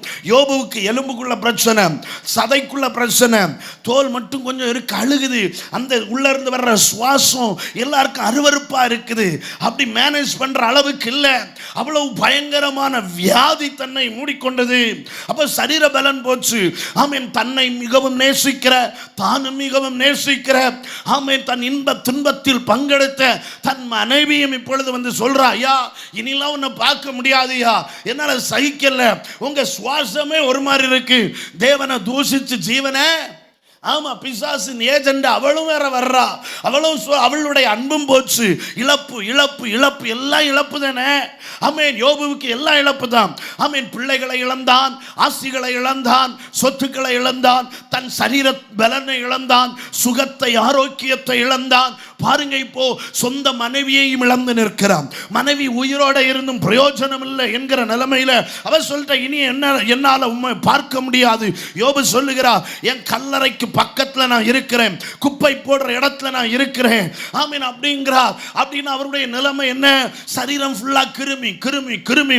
இதெல்லாம் பார்த்து கொண்டு அவர் சொல்லுகிறார், ஆமீன், பைத்தியக்காரி பேசுகிறது போல பேச வேண்டாம், தேவனிடத்தில் நன்மையை பெற்ற நாம் தீமையும் பெற வேண்டாமோ. What a faith! எவ்வளவு அதிகமான ஒரு ஆமேன் விசுவாசம் இது. எத்தனை பேருக்குள்ள இருதயத்துக்குள்ள இருக்கும்? நன்மையை மட்டுமே பெறணும்னு எல்லா கூட்டத்தையும் எங்கெங்க ஸ்பெஷல் கூட்டம் நடக்கும் தேடி தேடி ஓடுற நாம எங்க? எது நடந்தாலும் சரி, குப்பையில இருந்தாலும் சரி, நன்மையை மாத்திரமல்ல தீமையையும் கர்த்தரிடத்திலிருந்து எதிர்பார்த்து வாழ்ந்த யோபு என்கிற மனிதனுடைய பக்தனுடைய விசுவாசம் எங்க? உன் விசுவாசம் எங்கே? மாத்திரமா 4 நண்பர்கள், அவங்க யோபுவுக்கு ரொம்ப க்ளோஸ் ஃப்ரெண்ட்ஸ். ஏன்? அவங்க பக்கத்து வீட்டில இருந்து வரல. ஆமேன். வேதத்தில் வாசித்து பார்த்தா அவர்கள் உலகம் முழுவதிலும் இருந்து, ஆமேன், அதுல ஒரு நண்பர் நம்முடைய ஆசியா கண்டத்திலிருந்தே டிராவல் பண்ணி போயிருக்கிறார். 3 மாசம் 6 மாசம் டிராவல் பண்ணி அங்க யோபுவை போய் சந்திச்சு கிட்டத்தட்ட 1 வருஷம், பைபிள்ல வாசித்து பார்த்தா தெரியும், 1 வருட காலமாய் யோபுவை சுத்தி இருந்து ஆறுதல் சொல்ல போனவங்க அவன் நிலையை பார்த்து அவனை சபிக்காங்க. நீ இப்படி செய்திருப்ப, எங்களை விட்டுட்டு இப்படி தப்பு பண்ணிருப்ப, அப்படி இப்படின்னு யோபுவின் மேல் குற்றம் சாட்டு குற்றம் சாட்டு குற்றம் சாட்டி கொண்டே இருக்கிறாங்க. தனக்கு இருந்த நண்பர்களையும் இழந்தான் யோபு. ஆனா அவனு தெரியுமா, யோபு இந்த நிலைமையில சொல்லுகிறார், என் மீட்பர் உயிரோட இருக்கிறார். எங்க இருந்து சொல்றது? இப்படி கூட்டத்தில் இருந்தா? நம்மள மாதிரி ராத்திரி பெட்ரூம்ல நல்லா பெட்டுக்கு மேல இருந்துட்டு என் மீட்பர் உயிரோடு இருக்கிறார், இயேசுவே நீர் உயிரோடு இருக்கிறீர் என்பதை நான் முழங்கால் போடவே வருத்தப்பட்டாக்கும் உட்கார்ந்து சொல்றோம். ஆமேன். அதுல இருந்து துள்ளி துள்ளி நீர் உயிரோடு இருக்கிறீர் என்பதை கர்த்தருக்கு ஸ்தோத்திரம், அல்லேலூயா சொல்லுங்க. அதுல இருந்தாகும். கொஞ்சம் மெத்தையில ஒரு பிரச்சனை வந்துச்சுன்னா, ஆண்டவரே இது கூட செய்ய மாட்டீங்களா ஆண்டவர்? கேட்குற கேள்வி எல்லாம். அவர் குப்பை போடுற இடத்துல மட்டும் இல்லை, பக்கத்துல தனக்கான கல்லறையை வெட்டி வச்சுட்டு எப்போ சாவான் கிண்டி போடலான்னு காத்திருக்கிற இடத்துல இருந்துட்டு சொல்றார், என் மீட்பர் உயிரோட இருக்கிறார், என் கண்கள் அவரை காணும், அந்நிய கண்கள் அல்ல, என் சொந்த கண்கள் அவரை கடைசி நாளில் அவர் வந்து நிற்பார், பார்ப்பேன் அப்படின்னு சொன்னார்ல. என்ன நடந்துச்சு தெரியுமா? 42வது அதிகாரம் சொல்லுது, என் கண்கள் அவரை கண்டது. எவ்வளவு பெரிய விசுவாசம்! உங்களை மாதிரி பொறாமப்பட்டவர் இருக்கல்ல, ஒரு கைத்தட்டாவது கொடுத்துருக்கலாம். ஆமே ஆமே. இவ்வளவு பொறாமையா பார்க்குறீங்க. யோபுவினுடைய விசுவாசம் மிகப்பெரியது. இதெல்லாம் பெருசு இல்லை, இதுக்கு மேல ஒன்று சொல்றார், அவர் என்னை கொன்று போட்டாலும் அவர் மேல் நம்பிக்கையாயிருப்பேன். அவர் என்னை, எல்லாரும் வலது கரத்தை உயர்த்துங்க, அவர் இப்படி மொட்டையா சொன்னா நல்லா இல்லைல்ல? ஆமேன். இயேசு என்னை கொன்று போட்டாலும் அவர் மேல் நம்பிக்கையாயிருப்பேன். இதுதான் உண்மையான கிறிஸ்தவ வாழ்க்கை. இந்த ஆமேன் நமக்குள்ளதான் விசுவாசம் இருக்குன்னு அர்த்தம். காய்ச்சல் வந்ததும் ஆமீன் அவங்களையும் இவங்களையும் குறை சொல்லி நாம் சர்ச்சுக்கே 10 வாரம் கட்டடிக்கிறோம் பார்த்தீங்களா? ஒரு மழை வந்த உடனே சர்ச்சுக்கு வராத நம்ம எங்க? ஆமீன் கல்லறைக்கு பக்கத்தில் இருந்துட்டு கர்த்தரை ஆராதிச்ச யோபு எங்க? ஒரு அல்லேலூயா சொல்லுங்களேன். இதுக்கு ஒரு ஆமீன் சான்று சொல்லட்டுமா? யோபுவுக்காக அன்றைக்கு இயேசு மரித்திருக்கவில்லை. யோபுவுக்காக அன்றைக்கு இயேசு ரத்தம் சிந்தியிருக்கவில்லை. யோபுவுக்காக அன்றைக்கு பாவ பரிகாரங்கள் செய்திருக்கப்படவில்லை. ஆனால் இதெல்லாம் அனுபவிக்கிற அவருடைய பிள்ளைகள் நாம் இன்றைக்கு அந்த விசுவாசத்தை விட்டு எவ்வளவோ வழி மாறி போனோம் என்று ஆவியானவர் இன்னைக்கு வருத்தப்படுறார். நமக்குள்ள இருக்கிற ஆவியானவர் துக்கப்படலையா? நமக்குள்ள இருக்கிற ஆவியானவர் வேதனைப்படலையா? நான் அடிக்கடி சொல்லுவேன், யோபுவினுடைய பிள்ளைகள் தான் இறந்தாங்களே தவிர யோபுவினுடைய விசுவாசத்தை கொல்ல எந்த பிசாசுக்கும் வல்லமை இல்லை. யோபுவினுடைய ஆஸ்தியத்தான் அவனால் அழிக்க முடிஞ்சிச்சே தவிர அவனுக்குள்ள இருந்த விசுவாசத்தை யாராலும் அழிச்சு பார்க்க முடியல. யோபுவுக்குள்ள இருந்த சரீர பலத்தை தான் அழிக்க முடிஞ்சிச்சே தவிர அவன் விசுவாசத்தை யாராலும் அழிக்க முடியல. நல்லா கவனிங்க, யோபுவினுடைய எலும்புக்குள்ளதான் கிருமியே தவிர யோபுவின் விசுவாசத்துல கிருமி ஏறல. யோபுவினுடைய சரீரத்துல தான் வியாதி, யோபுவினுடைய விசுவாசத்துல வியாதி இல்ல. யோபுவினுடைய மனைவி தான் அவமா பேசினாலே ஒழிய அவனுடைய விசுவாசம் அவனிடத்திலிருந்து நீங்கவே இல்லை. இன்னைக்கு எது நீங்கி போனாலும் எது சம்பவித்தாலும் தெய்வ பிள்ளையே உனக்குள்ள இருக்க வேண்டியது விசுவாசம். கரங்களை உயர்த்தி ஒரு அல்லேலூயா சொல்லுங்க. ஆமென். எத்தனை பேர் இந்த விசுவாசத்தை ஒரு விஷயம் கூட இந்த இரவு கர்த்தர் எனக்கு தருவாராக என்று கேட்கிறீங்க? எனக்குள்ள பெருக வேண்டியது விசுவாசம். நான் ஒவ்வொரு முறையும் பிரசங்கிக்கிற பொழுது எனக்குள்ள நான் ஒன்று தீர்மானிச்சிருக்கிறேன், என் பிரசங்கத்தை கேட்கிறவங்களுக்கு இன்னும் ஒரு நாள் நான் வாழ்வேன் என்கிற நம்பிக்கை வரக்கூடாது. அவங்களுக்குள்ள வர வேண்டியது விசுவாசம் வர வேண்டும். வரலேலுயா சொல்லுங்க பார்க்கலாம். வீடு கட்டணும், எனக்கு மேலே ஒரு வீடை கட்டணுங்கிற நம்பிக்கை வரக்கூடாது. என் பிரசங்கத்தை கேட்கிறவங்களுக்கு அவங்களுக்குள்ள அழியாத விசுவாசம் வரணும். நல்ல ஒரு அல்லேலுயா சொல்லுங்க பார்க்கலாம். ஆமென். பின்னால் இருக்கிறவங்க வரையிலும் கரங்களை உயர்த்தி சத்தமாக ஒரு அல்லேலுயா சொல்லுங்க பார்க்கலாம். இயேசு கிறிஸ்து பேசின இடங்களில் எல்லாம் ஆமென் வந்தது விசுவாசம், உருவானது விசுவாசம்.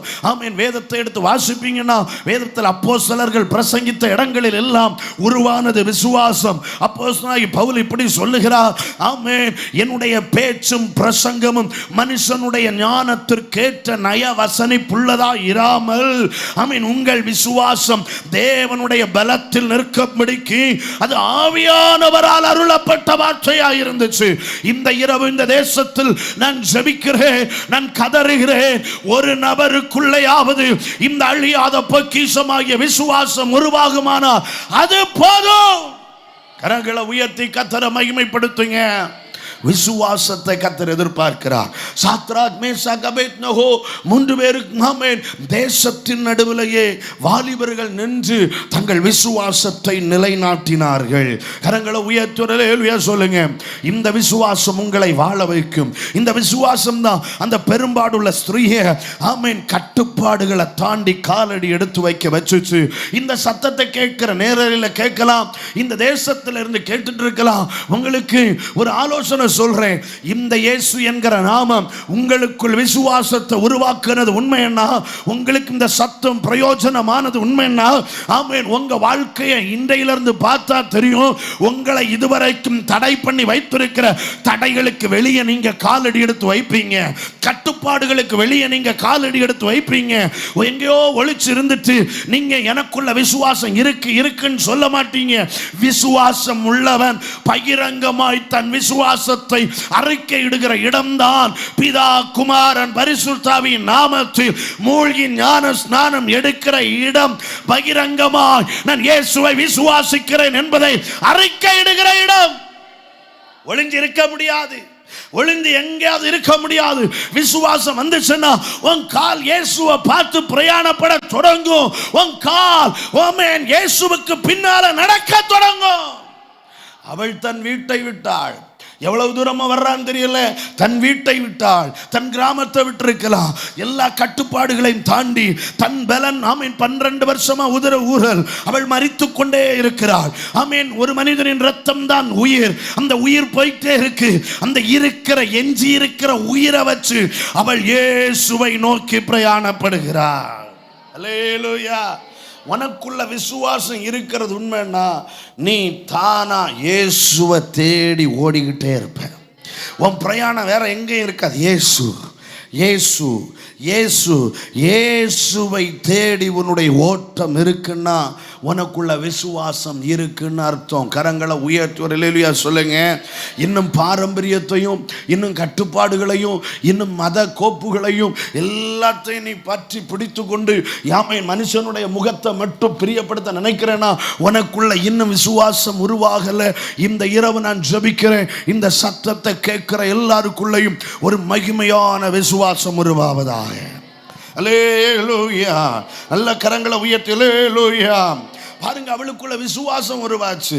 கேள்விப்பட்டது அவளுக்குள்ள விசுவாசத்தை உருவாக்குச்சு. காரணம் என்ன? ஒரு வசனத்தை வாசித்து அடுத்த பகுதிக்கு போலாம். ரோமாபுரியாருக்கு எழுதின நிருபம் 10வது அதிகாரத்தில் ஆமென், அதற்கான வசனமும் வேதம் நமக்கு கற்று தருகிறது அல்லவா. ரோமர் 10வது அதிகாரம் அதனுடைய ஸ்தோத்திரம் 13வது வசனத்திலிருந்தே வாசிங்க பார்க்கலாம். ஆதலால் கர்த்தருடைய நாமத்தை தொழுது கொள்ளுகிற எவனும் ரட்சிக்கப்படுவான். அவரை விசுவாசியாதவர்கள் எப்படி அவரை தொழுது கொள்வார்கள்? அவரை குறித்து கேள்விப்படாதவர்கள் எப்படி விசுவாசிப்பார்கள்? பிரசங்கிக்கிறவன் இல்லாவிட்டால் எப்படி கேள்விப்படுவார்கள்? அனுப்பப்படாவிட்டால் எப்படி பிரசங்கிப்பார்கள்? சமாதானத்தை கூறி நற்கிரியைகளை சுவிசேஷமா அறிவிக்கிறவனுடைய பாதங்கள் எவ்வளவு அழகானவைகள். பாருங்க, இங்க வசனம் என்ன சொல்லுது பாருங்க. ஆமென். கர்த்தருடைய நாமத்தை தொழுது கொள்ளுகிற எவனும் ரட்சிக்கப்படுவான். அப்ப யார் தொழுது கொள்ளுவார்களா? கர்த்தருடைய நாமத்தை ஆமென் விசுவாசியாதவர்கள் எப்படி தொழுது கொள்ளுவார்கள்? அப்ப யாரால கர்த்தரை தொழுது கொள்ள முடியும்? விசுவாசிக்கிறவர்களால தான் கர்த்தரை என்ன செய்ய முடியும்? தொழுது கொள்ள முடியும்.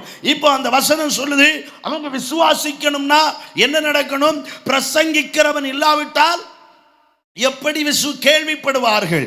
அப்போ நல்லா கவனிங்க, வேதம் சொல்லுது கேள்விப்படாதவர்கள் விசுவாசிக்க முடியாது. கேள்விப்படணும்னா யாரோ பிரசங்கம் பண்ணணும். பிரசங்கிக்கிறவர்கள் இல்லாட்ட கேள்விப்பட முடியாது. ஆமீன். அப்படி அவர்கள் பிரசங்கிக்கிறவங்க வேணும்னா யாரோ அனுப்பப்படணும். கரங்களை உயர்த்தி சொல்லுங்க.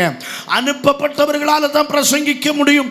ஆமீன். இங்கே கீழே வசனம் சொல்லுது 16வது வசனம், ஆனாலும் சுவிசேஷத்துக்கு எல்லாரும் கீழ்ப்படியவில்லை. அதை குறித்து ஏசாயா சொல்லுகிறார், கர்த்தாவே எங்கள் மூலமாய் கேள்விப்பட்டதை விசுவாசித்தவன் யார் என்று சொல்லுகிறார். ஆதலால் விசுவாசம் கேள்வியினாலே வரும், கேள்வி தேவனுடைய வசனத்தினாலே வரும். இந்த இரவு ஆமென், இந்த தேசத்தில் பேசப்படுகிற கர்த்தருடைய வசனம் கொண்டு வருகிறது விசுவாசம். ஆமென். அப்ப அந்த பெரும்பாடுள்ள ஸ்திரீயினுடைய மாற்றத்துக்கு காரணம் இயேசுவை குறித்து கேள்விப்பட்டா. அந்த கேள்விப்படுதல் எப்படி மாற்றத்துக்கு காரணமா அமைஞ்சிச்சு? அவளுக்குள்ள ஒரு விசுவாசத்தை கொண்டு வந்துச்சு. ஹல்லேலூயா. எத்தனை பேர் இன்னைக்கு ஒரு வார்த்தை கர்த்தரை நோக்கி பார்த்து கேட்குறீங்க, எனக்குள்ள அந்த விசுவாசத்தை தாங்க ஆண்டவரே. மாற்றத்திற்கு காரணமான விசுவாசம். ஆமென் ஆமென். அப்போஸ்தலனாகிய பவுல் பிரசங்கம் பண்ணுகிறார். லீஸ்திராவிலே பிரசங்கம் பண்ணிட்டே இருக்கும்போது ஒரு மனுஷனை உற்று பார்க்கிறார். அவனுக்குள், அவன் முடவன், பிறவியிலேயே முடவன், ஆனால் அவனுக்குள் ஒன்று இருக்கிறது, ரட்சிப்புக்கேற்ற விசுவாசம். ஹல்லேலூயா. அவனுக்குள்ள மாற்றத்திற்கு காரணமான விசுவாசம் இருக்கு. அவனை பார்த்து சொன்னார், எழுந்து நடனார். அவன் குதித்தெழுந்து நடந்தான் என்று வசனம் சொல்லுது. உனக்குள்ள இருக்கிற விசுவாசம் மாற்றத்துக்கு காரணமாகும். ஆமேன். விசுவாசிக்கிறவன் ஆமேன் பதறான். வேதம் சொல்லுது, நீ விசுவாசித்தால் தேவனுடைய மகிமையை. ஆமாம், எத்தனை பேர் ஆமேன்னு சொல்கிறீங்க? அப்போ இந்த பெரும்பாடுள்ள ஸ்திரீயினுடைய வாழ்க்கையின் மாற்றத்திற்கு காரணம், இளைப்பாறுதலுக்கான காரணமே என்னன்னா, அவளுக்குள்ள உருவான சத்தம். ஒரு அல்லேலூயா சொல்லுங்க. ஆமென். அவளுக்குள்ள மாற்றத்துக்கு காரணமான விசுவாசம் உருவாச்சு. இப்போ அந்த மார்க்கு 5வது அதிகாரத்துக்கு வாங்களேன். ஆமென். நாம ஒரு தொடர்ந்துள்ள விஷயங்களை நாம் தியானிக்கலாம். ஓகே. அவள் கேள்விப்பட்ட இயேசு என்கிற அந்த சுவிசேஷமானது அவளுக்குள்ள விசுவாசத்தை கொண்டு வந்துச்சு. அந்த விசுவாசம் என்ன செய்துச்சு தெரியுமா? ஆமென். 28வது வசனத்தை வாசிங்க. ஜனக்கூட்டத்துக்குள்ளே அவருக்கு பின்னாக வந்து, ஜனக்கூட்டத்துக்குள்ளே அவருக்கு பின்னாக, இயேசுவுக்கு பின்னாக வந்து அவருடைய வஸ்திரத்தை தொட்டாள். அவருடைய வஸ்திரத்தை தொட்டாள். வசனம் சொல்லுது பாருங்க, இவளுக்குள்ள விசுவாசம் இருந்துச்சு. விசுவாசம் என்ன செய்துச்சு? அவளை ஜன கூட்டத்துக்குள்ளே கொண்டு வந்தது. அல்லேலூயா சொல்லுங்க. நேற்றைக்கே பார்த்தோம், இவ எந்த காரணம் வச்சாலும் ஜன கூட்டத்துக்குள்ள என்ன செய்யக்கூடாது? வரக்கூடாது. ஜன கூட்டத்துக்குள்ள கொண்டு வந்தது மட்டும் இல்ல, யாருக்கு? அவருக்கு பின்னாக வருகிறார், இயேசுவுக்கு பின்னாக வருகிறார். அவளுடைய மாற்றத்துக்கு காரணமே விசுவாசம் வந்த உடனே.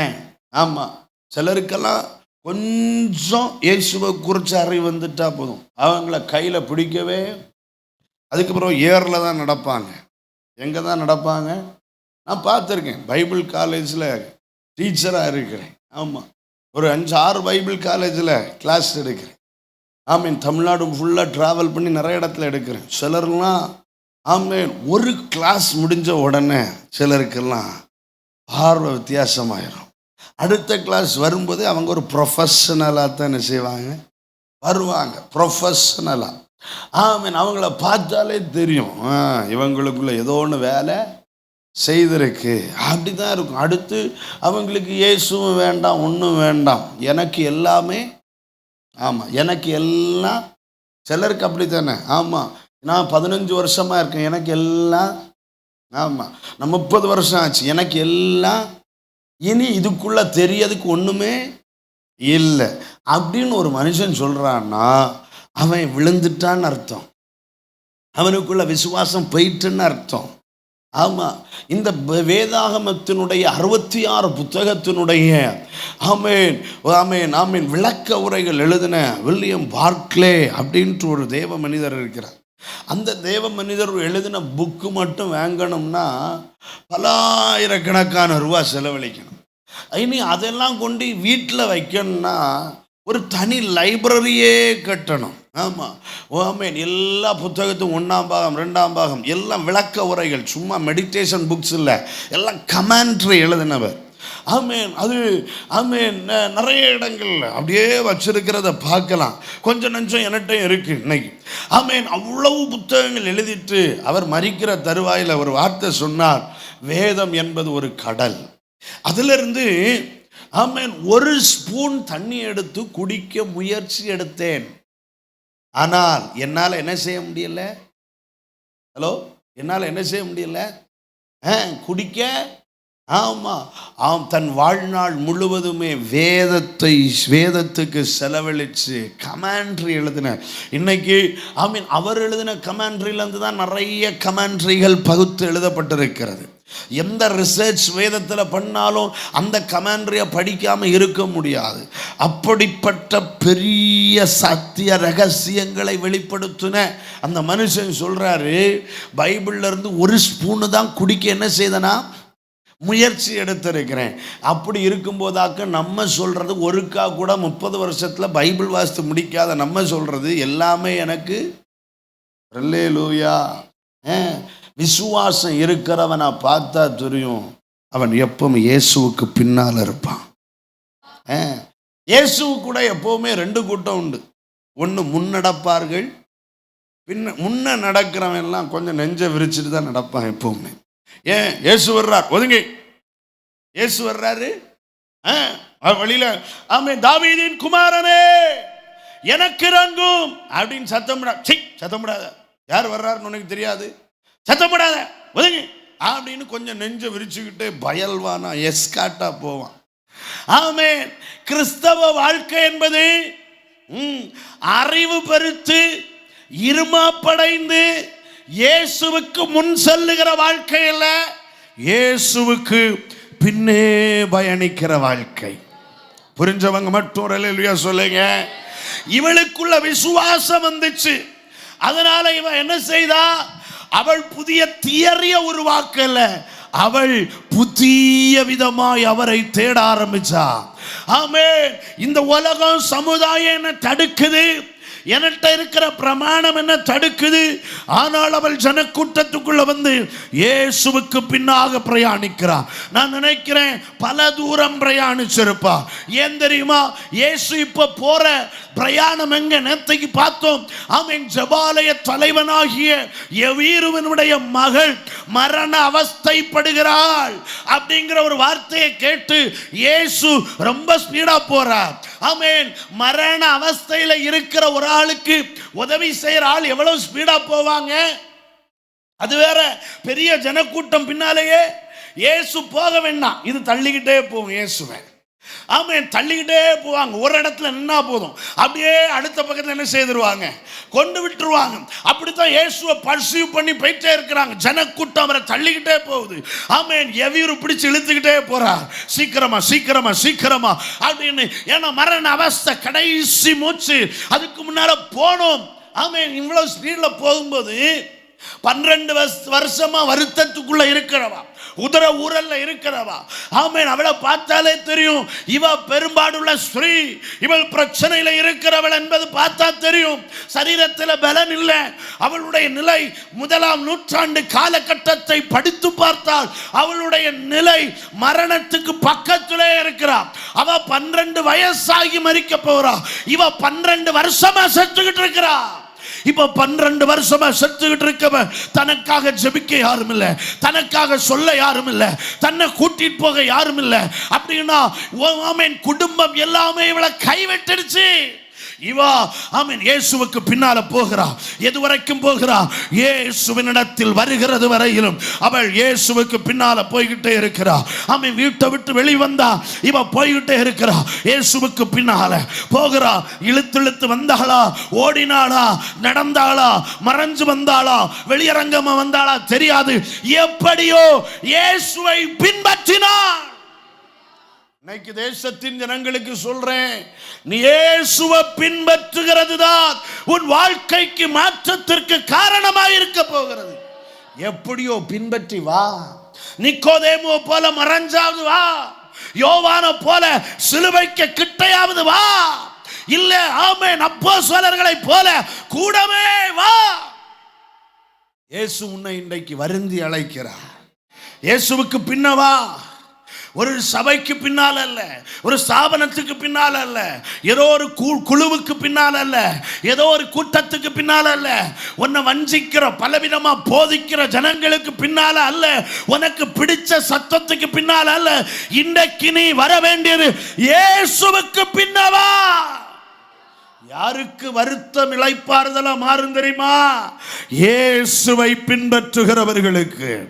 இயேசுவை பின்பற்றுகிறவர்களுக்கு, இன்னைக்குள்ள ஜனங்களுக்கு இயேசு வேண்டாம், இயேசு கொடுக்கிற விடுதலை வேணும்.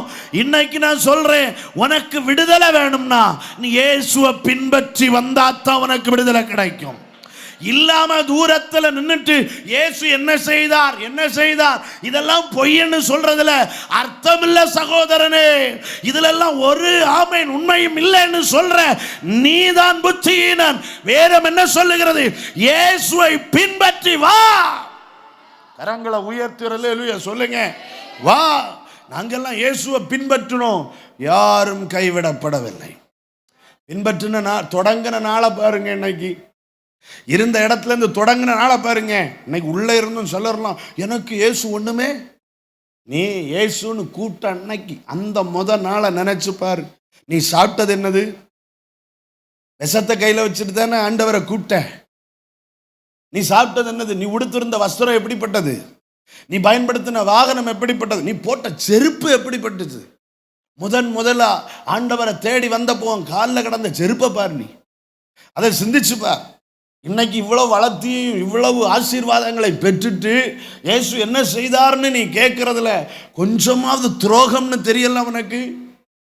ஆமென். தம்மை தேடி வருகிற ஒருவரையும் அவர் வெறுமையாய் புறம்பை தள்ளுகிறதில்லை. ஏதாவது செய்திருப்பா, நிச்சயம் செய்வாருங்க. பிரசங்கிக்கிற நான் சொல்றேன், அவரை பின்பற்றுகிற எனக்கு அவர் நல்லவரே. சில நேரத்தில் தீமையா தெரிஞ்சாலும் அதற்குள்ள ஒரு நன்மையை மறைச்சு வச்சிருக்கிறார், அதுக்குள்ள ஒரு நன்மையை அவர் ஒளிச்சு வச்சிருக்கிறார்.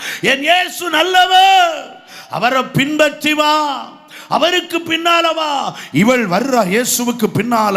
ஆமென். அவரையே பின்பற்றி வருகிறாள் வருகிறாள் வருகிறாள். ஆமென். ஜனக்கூட்டத்தை தாண்டி வர்றா. எத்தனை பேர் மிதிச்சிருப்பாங்க, எவ்வளவு பேர் தள்ளி இருப்பாங்க, எவ்வளவு பேர் அருவருத்து இருப்பாங்க.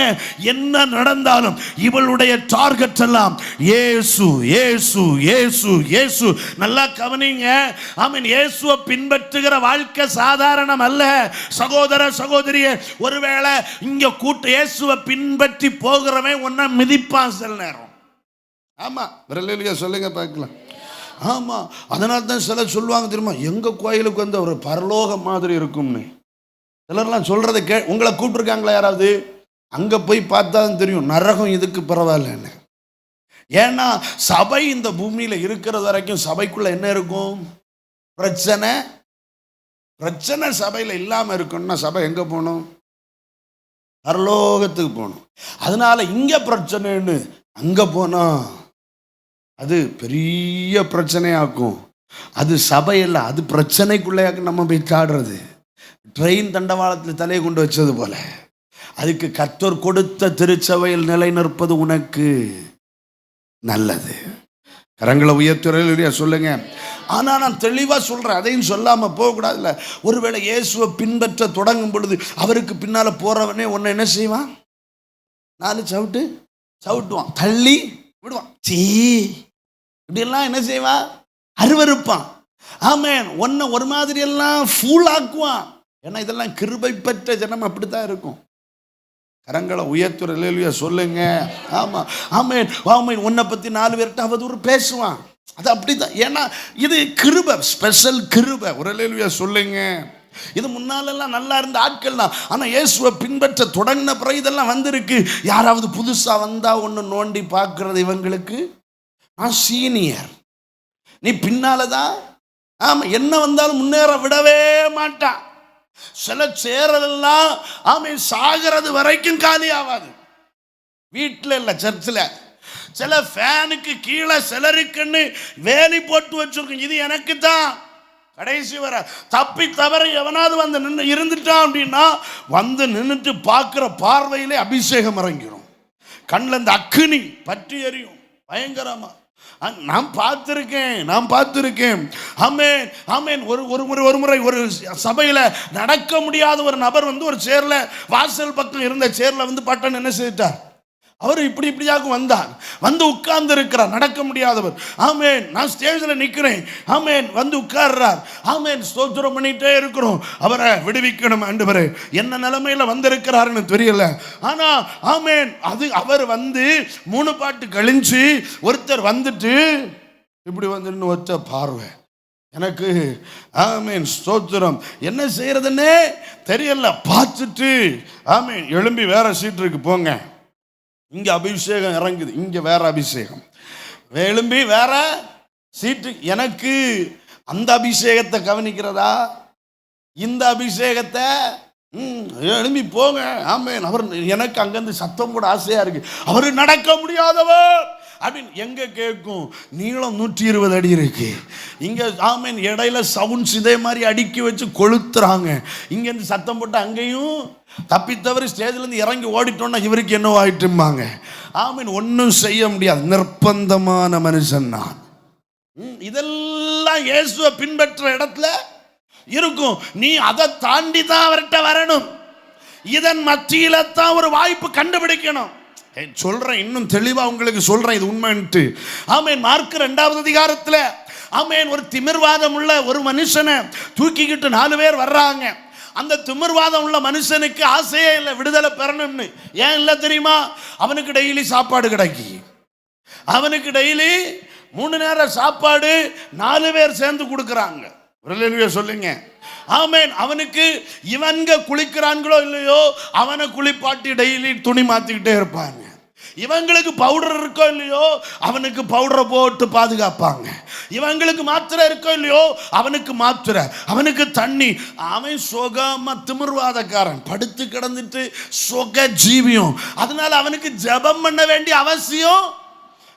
ஏன்னா இப்போ சுகம் கிடைச்சுன்னா அவன் வேலைக்கு போக சொல்லுவாங்க.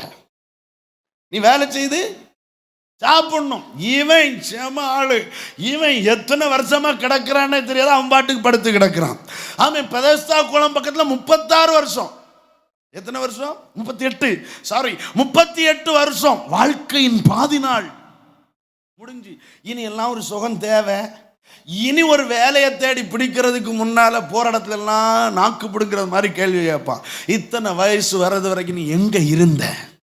ஆமென். ஒருவேளை இவன் சிறு பிராயத்திலேருந்து 38 வயசா இருந்தா இனி ஒரு இடத்துல பயோடேட்டா கொண்டு கொடுத்தா கேட்பான், ஏன் இது வரைக்கும் நீ கல்யாணம்? ஆமா, அப்படிலாம் கேட்பான். இதெல்லாம் கேட்கணும். அதை விட பேசாம அதுல படுத்து கிடந்தா 38 வருஷமா சாகலைன்னா என்ன செய்திருக்கான்? சாப்பிட்டுருக்கானா இல்லையா? சாப்பாடு கிடைச்சிருக்கு. அதனால இந்த திமிர்வாதக்காரனுக்கும் ஆசையே இல்லை. ஆனா இந்த 4 பேரும் பார்த்தான், இவனை பார்த்து பார்த்து நம்ம வாழ்க்கை முடிஞ்சு தூக்குடா. ஆமா, இயேசுவை குறித்து கேள்விப்பட்டது திமிர்வாதக்காரன் இல்லை, 4 பேரும் கேள்விப்பட்டவன் அவங்களுக்குள்ள விசுவாசம் வந்துச்சு. அந்த விசுவாசம் அவனை தூக்கி தோல்ல வச்சாங்க, கட்டிலோட தூக்குனாங்க. 4 பேரும் தூக்கிட்டு வந்தா இயேசுவை பின்பற்ற கூட்டம் எப்படி இருக்கு பாருங்க. ஒரு வீட்டுக்குள்ளையாக இயேசு இருக்கிறார். போலான்னு பார்த்தா ஃப்ரெண்டு ரூம்ல போலான்னு பார்த்தா வாய்ப்பே இல்லை. நாங்கெல்லாம் இவ்வளவு நேரமே என்ன செய்திருக்கோம்? இயேசு கிட்ட போறதா ஃபர்ஸ்ட் நாங்க என்ன செய்யிட்டு வெளியே இல்ல போ. இவன் திமிர்வாதக்காரன், அவரால் தான் no no no no chance, முடியாது. ஆமென். இயேசுவை பின்பற்ற கூட்டம்லாம் இப்படிதான் இருக்கும். நம்ம எல்லாம் சொல்லுவோம் தெரியுமா, ரட்சிக்கப்பட்ட அவன் இப்படி பேசலாமா? அவன் தான் இப்படி பேசுவான், மற்றவன் இப்படி. கரங்களை உயர்த்துறல சொல்லுங்க. ஆமா, இவன் சொல்றான் முடியாது. உடனே நான் நினைக்கிறேன் பின்னால கொண்டு போயிருப்பாங்க, பின்னால கிச்சனுக்கு. அங்க போனா ஸ்திரீகளின் கூட்டம், சொல்லவே வேண்டாம். ஆமென். எங்கேயாவது கொண்டு போலாம்னா முடியல. ஆனா அவனுக்குள்ள இருக்க விசுவாசம் அவனை விடவும் இல்லை. ஆமென். விசுவாசம் ஒரு மனுஷனுக்குள்ள இருந்தா சாக்கு போக்கு சொல்லாது. அதான் சொன்னேன், அவங்களுக்கு ஒரு புதிய வழியை உருவாக்குனாங்க. பின்விளைவுகள்லாம் 2வது. ஆமை, வீட்டுக்கு மேலே கொண்டு போ, ஓடுகளை என்ன செய். ஆமாம், அந்த ஓடு நம்ம ஊரை மாதிரிப்பட்ட ஓடு இல்லை. அந்த சொல்லப்பட்ட கிரேக்க வார்த்தைக்கு அர்த்தம் உடைக்க முடியாத மேல்கூரை. உடைக்க முடியாத அப்படிப்பட்ட கூரையாக்கும் இருந்து உடைச்சு அவனை உள்ள இறக்குனது. கரங்களை உயர்த்தி அல்லேலூயா சொல்லுங்க. விசுவாசம் இருக்கும்னா சாக்கு போக்கும் கிடையாது, தடையும் கிடையாது. விசுவாசம் உள்ளவனுக்கு என்ன கிடையாது? தடையே கிடையாது. விசுவாசம் உள்ளவனுக்கு போராட்டமே. அப்படின்னா போராட்டம் உண்டு, ஆனா இவனுக்கு அதெல்லாம் பிரச்சனையே இல்லை. ஏன்னா புல்டோசரை விட பெரிய ஒரு மிஷின் விசுவாசம் எனக்குள்ள இருக்கு. நான் போக போக அது மாறிக்கிட்டே இருக்கும். இதெல்லாம் நான் அனுபவத்தில் சொல்றேன், இதை படிச்சு சொல்றது இல்லை, அனுபவத்தில் சொல்றேன். விசுவாசத்தோடு காலடி எடுத்து வைக்க வைக்க எல்லா தடைகளும் விலகி போயிட்டே இருக்கும். ஆனா சிலர்லாம் விசுவாசத்தை வச்சுட்டு ஆமென் தடை தடை தடை தகருவதாக தகருவதாக தகரவே செய்யாது. நீ காலடி எடுத்து வைக்க மனசே வாய்ப்பே இல்லை. நீ போ. ஆண்டவர் சொன்னார், உனக்கு இருக்கிற இந்த பலத்தோட போ. மேற்கூரையில் ஏறினா, உடைச்சான், உள்ள இறக்குனா. யாமே 4 பேர் மேல திமிர்வாதக்காரன். இயேசு பார்த்தது திமிர்வாதக்காரன் இல்லை, அவர்களுடைய விசுவாசத்தை இயேசு கண்டு. கரங்களை தட்டி கர்த்தரை மகிமைப்படுத்துங்க. இயேசுவை பின்பற்றுகிற மார்க்கத்தில் இப்படிப்பட்ட தடுக்கிற ஆட்கள் இருப்பாங்க. உனக்குள்ள சந்தேகத்தை கொண்டு வர்ற ஆட்கள் இருப்பாங்க. முடிஞ்சா உன்னை சவுற்ற மிதிக்கிற ஆட்கள் இருப்பாங்க. முடிஞ்சா தள்ளி விடுற ஆட்கள் இருப்பாங்க. முடிஞ்சா வெளியே உள்ளவங்க கூட உன்னை சகிச்சான், ஆனா உள்ள இருக்கிறவன் உன்னை பார்த்து காரை துப்புவான். சில நேரம் சீன்பா, மோசமா சொல்லக்கூடாது எல்லாம் சொல்லுவான். கூட இயேசுவை பின்பற்றுகிற இடத்துல இதெல்லாம் உண்டு. ஆனா அதெல்லாம் தாண்டி இவள் இயேசுவுக்கு பின்னால வருகிறார். இவளுடைய ஆமீன் வருத்தம் இளைப்பாறுதலாய் மாறுவதற்கு அவள் கடைசி வரைக்கும் இயேசுவுக்கு பின்னால வர்றா. நீ எது வரைக்கும் வரணும்? அவரிடத்தில் இந்த மாற்றம் உனக்கு வருகிறது வரைக்கும் இயேசுவுக்கு பின்னால வரணும். ஆமீன். உன் வாழ்க்கை முடிகிறது வரைக்கும் இயேசுவுக்கு பின்னால வரணும். ஒரு நாள் வந்தை நடக்கல, 2வது நாள் வா, 3வது நாள் வா, 4வது நாள் வா, 5வது வருஷம் வா, 10வது வருஷம் வா, 30வது வருஷத்துல வா. 38 வருஷம் ஆன பிறகு அந்த திமிர்வாதக்காரன் அங்கிருந்து போகல, அதே பெதஸ்தா குளத்திலே தான் இருந்தான். ஆமென். வந்தவன் நிறைய பேர் விடுதலை பெறாமலே இதெல்லாம் சீச்சி, இந்த பழம் புளிக்கும், இதெல்லாம் போய் இங்க ஒண்ணும் நடக்கல என்று போவான். ஆனா இந்த திமிர்வாதக்காரன் அங்கே 38 வருஷமா. இன்னைக்கு சொல்றேன், நீ இயேசுவை பின்பற்றுகிற நபரானால், உண்மையாய் பின்பற்றுகிற நபரானால், இந்த இரவு உனக்கான ஒரு விடுதலையை, மாற்றத்தை கர்த்தர் உனக்கு தந்திருப்பார். ஐயா, நீ எடுக்க வேண்டிய தீர்மானம் ஒரு விடுதலைக்கான தீர்மானம் அல்ல, உன் வாழ்க்கை முழுவதும் ஏ மேஜர், உன் வாழ்க்கை முழுவதும் ஏ மேஜர். ஆமென். உன் வாழ்க்கை முழுவதும் கர்த்தருக்கென்று தீர்மானம். கரங்களை உயர்த்தி ஒரு அல்லேலூயா சொல்லுங்க. வலது கரத்தை உயர்த்தி தலைக்கு மேல உயர்த்தி நான் சொல்ற ஒரு வார்த்தையை சொல்லுங்க. இயேசுவே, இந்த வாழ்க்கை முழுவதும் நான் உம்மை பின்பற்றி வர விரும்புகிறேன். அல்லேலூயா. உம்மை ஆராதிப்பேன், உம்மை ஆராதிப்பேன், உம்மை ஆராதிப்பேன், உம்மை.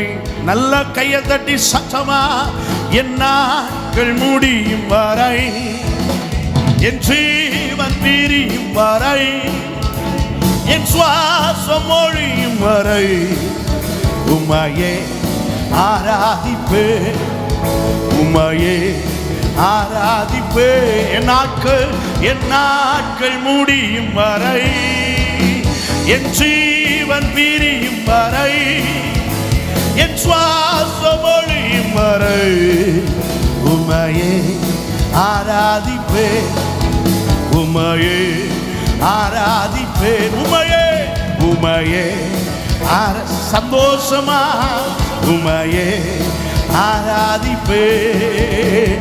பாவி என்று என்னை தள்ளிடாமல் அன்போடு அணைத்துக் கொண்டீரே, என்னையும் உன்னுடன் சேர்த்து கொள்ள நீர் எனக்காக மீண்டும் வருவீரே. பாவி என்று என்னை தள்ளிடாமல் அன்போடு அணைத்துக் கொண்டீரே, என்னையும் உன்னுடன் சேர்த்து கொள்ள நீர் எனக்காக மீண்டும் வருவீரே. என் நாட்கள் முடியும் வரை, என் ஜீவன் பிரியும் வரை, என் சுவாசம் ஒழியும் வரை உம்மையே ஆராதிப்பேன். சொல்லுவோம், உம்மையே ஆராதிப்பேன், உம்மையே ஆராதிப்பேன், உம்மையே ஆராதிப்பேன். ஆகும் எல்லாம் ஆகும், உம்மாலே தான் எல்லாம். தலைக்கு மேல கையை உயர்த்தி தட்டி, எல்லாமாகும் உம்மாலே தான் எல்லாமாகும். எனக்கு குறித்ததை நிறைவேற்றி முடிப்பவர் நீரே ஐயா, நீரே. எனக்காக யாவை செய்து முடிப்பவர் நீரே ஐயா, நீரே. எனக்கு குறித்ததை நிறைவேற்றி முடிப்பவர் நீரே ஐயா, நீரே. எனக்காக யாவை செய்து முடிப்பவர் நீரே அப்பா, நீரே. அன்பே உமக்கு ஸ்தோத்திரம், அன்பே உமக்கு ஸ்தோத்திரம் அப்பா, உமக்கு ஸ்தோத்திரம். என் அன்பே உமக்கு ஸ்தோத்திரம். ஆராதனை உமக்கே, ஆராதனை. மகிழ்ச்சி ஆராதிக்கணும். இந்த வாழ்க்கை ஃபுல்லா ஆராதனைக்குரியது. ஆராதனை உமக்கே, ஆராதனை உமக்கே, ஆராதனை உமக்கே, ஆராதனை உமக்கே, ஆராதனை. ஓ ராஜாரநலவசே தோரோ, ஓ எந்த உயிருள்ள நாட்களெல்லாம் உம்மை புகழ்ந்து, ஓ எந்த உயிருள்ள நாட்களெல்லாம் உம்மை புகழ்ந்து பாடிடுவே. ராஜாதி செய்த நன்மைகளை எண்ணியே துதித்திடு அப்பா. இயேசு ராஜா நீ செய்த நன்மைகளை எண்ணியே துதித்திடுவே. ஆராதனை உமக்கே, ஆராதனை உமக்கே, ஆராதனை, ஓஹோ ஆராதனை இயேசுவுக்கே ஆராதனை. தாயின் கருவில் உன்னை உருவாக்கினவர், உன்னை பெயர் சொல்லி அழைத்தவர், நீ என்னுடையவன் என்று உன்னை உரிமை கோரினவர், தம் பிள்ளையாகும் அதிகாரத்தை உனக்கு கொடுத்தவர், பரலோக வாசியாய் உன்னை சேர்த்துக்கொள்ள வேகமாய் வரப்போகிறவர், அந்த தெய்வத்தை நீ உயிருள்ள வரையிலும், கடைசி சொட்டு ரத்தம் உன் சரீரத்தில் இருக்கிறது வரையிலும், கடைசி மூச்சு உன் சுவாசத்தில் இருக்கிறது வரையிலும் இயேசுவை பின்பற்றி வர இந்த இரவு கர்த்தர் உன்னை அழைக்கிறார். ஒரு நிமிஷம் கரங்களை தட்டி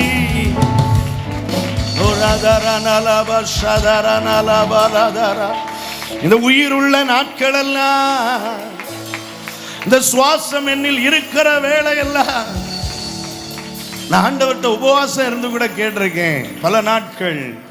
கடைசி சொட்டு ரத்தம் இந்த உடம்புல ஓடுறது வரையிலும் உம்மை நான் ஆராதிக்கணும், உம்மை நான் பின்பற்றுகிறவனாக இருக்கணும். கடைசி இல்ல, கடைசி சுவாசம் வரையிலும் இயேசு இயேசு இயேசு வர பின்பற்றிக்கிட்டே இருக்கணும்.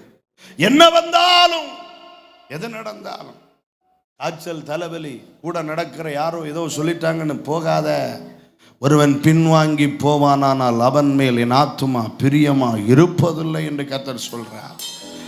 நான் கெட்டு போக பின்வாங்கி போகிறவனா இராமல் ஆத்துமா ஈடேறுவதற்கு விசுவாசிக்கிறவராயிருக்கிறேன். என்னை கேட்கிற தெய்வ ஜனமே, திருச்சபையின் பிள்ளைகளே, பின்வாங்கி போக வேண்டாம். பின்மாற்றமும் வாழ்க்கையில வரக்கூடாது. ஒருவேளை அவங்க யாரோ சொன்னதுக்காக, ஏதோ மனுஷ சத்தத்தை கேட்டு கர்த்தர் உனக்கு ஒப்புவித்த சிறியதோ பெரியதோ ஏதோ ஒரு ஊழியத்தை விட்டு நீ பின்வாங்கி போயிருக்கிறனா, இது உனக்கு ஒரு எச்சரிக்கையின் சத்தம். வா, கர்த்தர் உனக்கு கொடுத்த ஊழியத்தை செய்ய வா. பணிவிடை ஊழியமோ, சிறுவர் ஊழியமோ, வாலிபர் ஊழியமோ ஏதோ ஒன்று யாரோ சொன்னாங்க என்று விட்டு போயிருக்கிறியே. இயேசுவை என்னெல்லாம் சொன்னாங்க தெரியுமா? அவர் உனக்காகத்தானே ரத்தம் சிந்துகிற வரைக்கும் நின்னா. யாரெல்லாமோ நிந்திச்சாங்க என்று இயேசு தன் திட்டத்தை கேன்சல் பண்ணி இருந்தா பாவ மன்னிப்பு உண்டாயிருக்குமா? ரட்சிப்பு இருந்திருக்குமா? உனக்கு இந்த மேன்மை கிடைச்சிருக்குமா? வா, ஆதி நிலைக்கு திரும்ப வா. உன்னிடத்தில் ஒரு குறை இருக்கிறது, வா. ஆமென். ஆதியில் கொண்டிருந்த அன்பை விட்டா, உன் இளவயதின் பக்தி, அந்த நாட்களில் உள்ள உன்னுடைய நேசம், வாழ்க்கைப்பட்டிருந்த பொழுது உனக்கு இருந்த நேசத்தை நான் நினைத்திருக்கிறேன், திரும்ப அனுபவிக்க விரும்புகிறேன். வா, come to Jesus. நீ திரும்ப இயேசுவினிடத்தில் வா. சமுதாயத்துக்காக தெய்வத்தை விடாத, குடும்பத்துக்காக தெய்வத்தை விடாத, பேர் புகழுக்காக தெய்வத்தை விடாத, பதவிக்காக தெய்வத்தை விடாத. ஆவியோடு உண்மையோடு ஆராதிக்கிற ஒரு கூட்டம் தேசத்தில் இருக்கிறதனால் ஓடி போய் இணைந்து கொள். அங்கத்தான் உனக்கு ஒரு மாற்றம். தீர்க்கதரிசனமா சொல்றேன், 12 வருஷமா நடக்காதது உனக்கு ஒரு மாற்றத்தை கொண்டு வரத்தான் இந்த சத்தத்தை உன் செவியில கத்த துணிக்க பண்ணி இருக்கிறார். வா, அவள் இயேசுவுக்கு பின்னால வந்தா கடைசி வரைக்கும், கடைசி வரைக்கும். ஆமென். மிதிச்சாலும் வருவேன், யாராவது துப்புனாலும் வருவேன், என்னை பார்த்து எல்லாரும் ஒதுங்கினாலும் நான் வருவேன், எல்லாரும் என்னை பார்த்து அவதூறு சொன்னால் நான் வருவேன். ஒன்று ரகசியம் சொல்லட்டுமா? ரட்சிக்கப்பட்டவங்களுக்கு ஒன்று இருக்கக்கூடாது. சூடு சோறனை என்ன செய்யக்கூடாது? ஆமாம், என்ன இருக்கக்கூடாது? ஆமாம். அடுத்து நம்ம ஒரு மொழியில் சொன்ன மூக்கில் இஞ்சி என்ன செய்யக்கூடாது?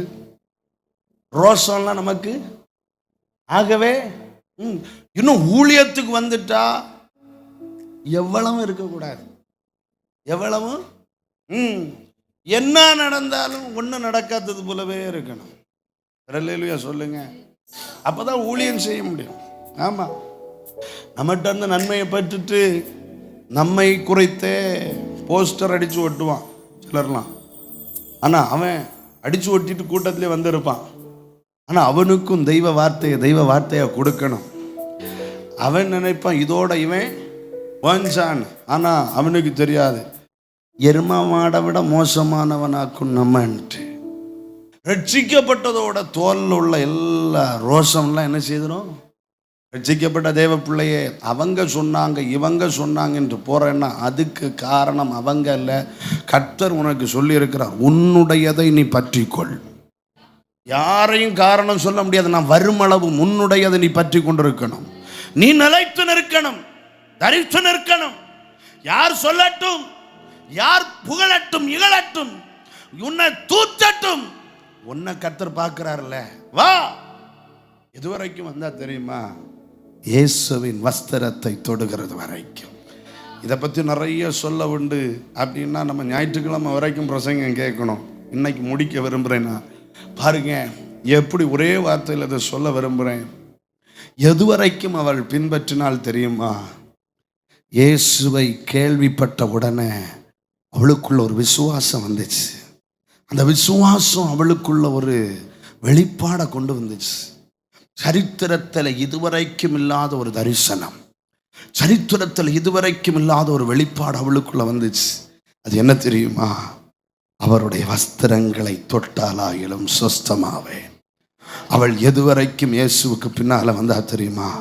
அந்த தனி அறையில் யாரும் டியூஷன் எடுக்காம, யாரும் கிளாஸ் எடுக்காம, யாரும் சொல்லாம அவளுக்குள்ள இருந்து ஒரு தீர்மானம் கர்த்தரிடத்தில் வந்துச்சு. அந்த தீர்மானத்தை நிறைவேற்றுகிறது வரைக்கும் இயேசுவுக்கு பின்ன வருகிறார்.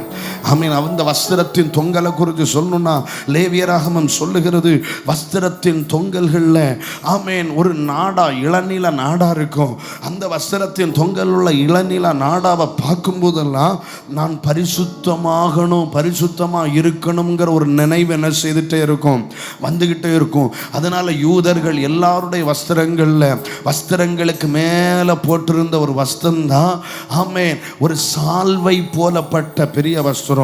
ஆமென். வசதி இல்லாதவங்களுக்கெல்லாம் அதுதான் ஆமென் குளிருக்கு பாதுகாப்பு, அதுதான் ராத்திரி படுக்கும்போது போர்வை. ஆமென். இந்த வஸ்திரம் தான் ஆமென் அவங்க வாழ்க்கையில எல்லாம். அதனால தான் ஆண்டவர் சொன்னார், யார்கிட்டையாவது நீ மேல் வஸ்திரத்தை எடுத்திருக்கேன்னா அதை சீக்கிரமா திருப்பி கொடுத்துடணும். ஏன்னா அதுதான் அவனுக்கு குளிருக்கு பாதுகாப்பு, அதுதான் அவனுக்கு ஆமென் வாழ்க்கையே அந்த வஸ்திரம் தான். அந்த வஸ்திரத்தின் ஓரத்தில் தான் இளநீல நாடா தொங்கிக்கிட்டே இருக்கும். அந்த நாடாவை பார்க்கும் போதெல்லாம் நான் கற்பனைகளை கை கொண்டு பரிசுத்தமாகணும், பரிசுத்தமாகணும் இப்படியே இருந்துச்சு. இது லேவியராகமத்தில் சொல்லப்பட்டிருக்கு. ஆனால் முதல் நூற்றாண்டில் வரும் பொழுது அன்றைய மதத்தின் நம்பிக்கை எப்படி இருந்துச்சு தெரியுமா?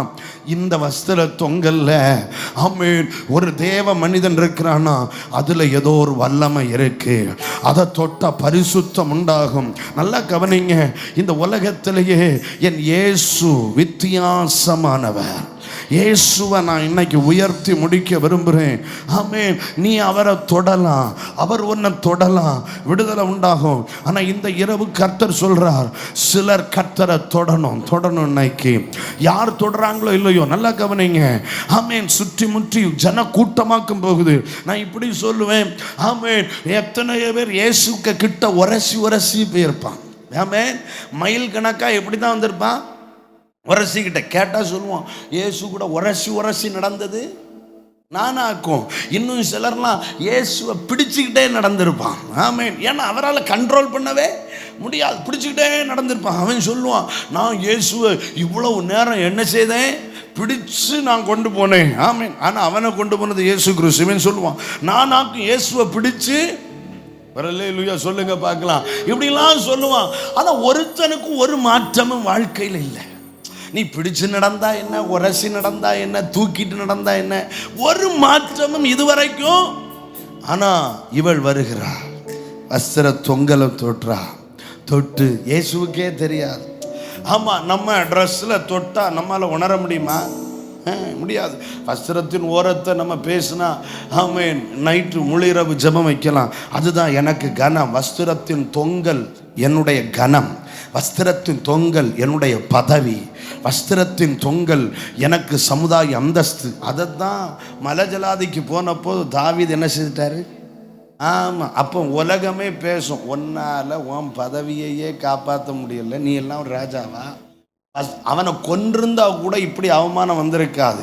அப்படிப்பட்ட பெரிய அவமானத்தையாக்கும் தாவீது யாருக்கு கொண்டு பண்ணா? சவுலுக்கு கொண்டு பண்ணார்.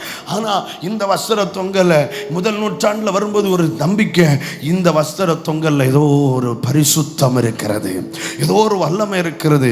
இவள் வந்தாள், தொட்டாள், பரிசுத்தமானாள். கரங்களை உயர்த்துறலையா சொல்லுங்க. இதில் தான் இயேசு வித்தியாசமானவர். உலகத்தில் தெய்வம்னு சொல்ல நிறைய இருக்கு, ஆனால் நான் தொட்டால் அது தீட்டாகும்.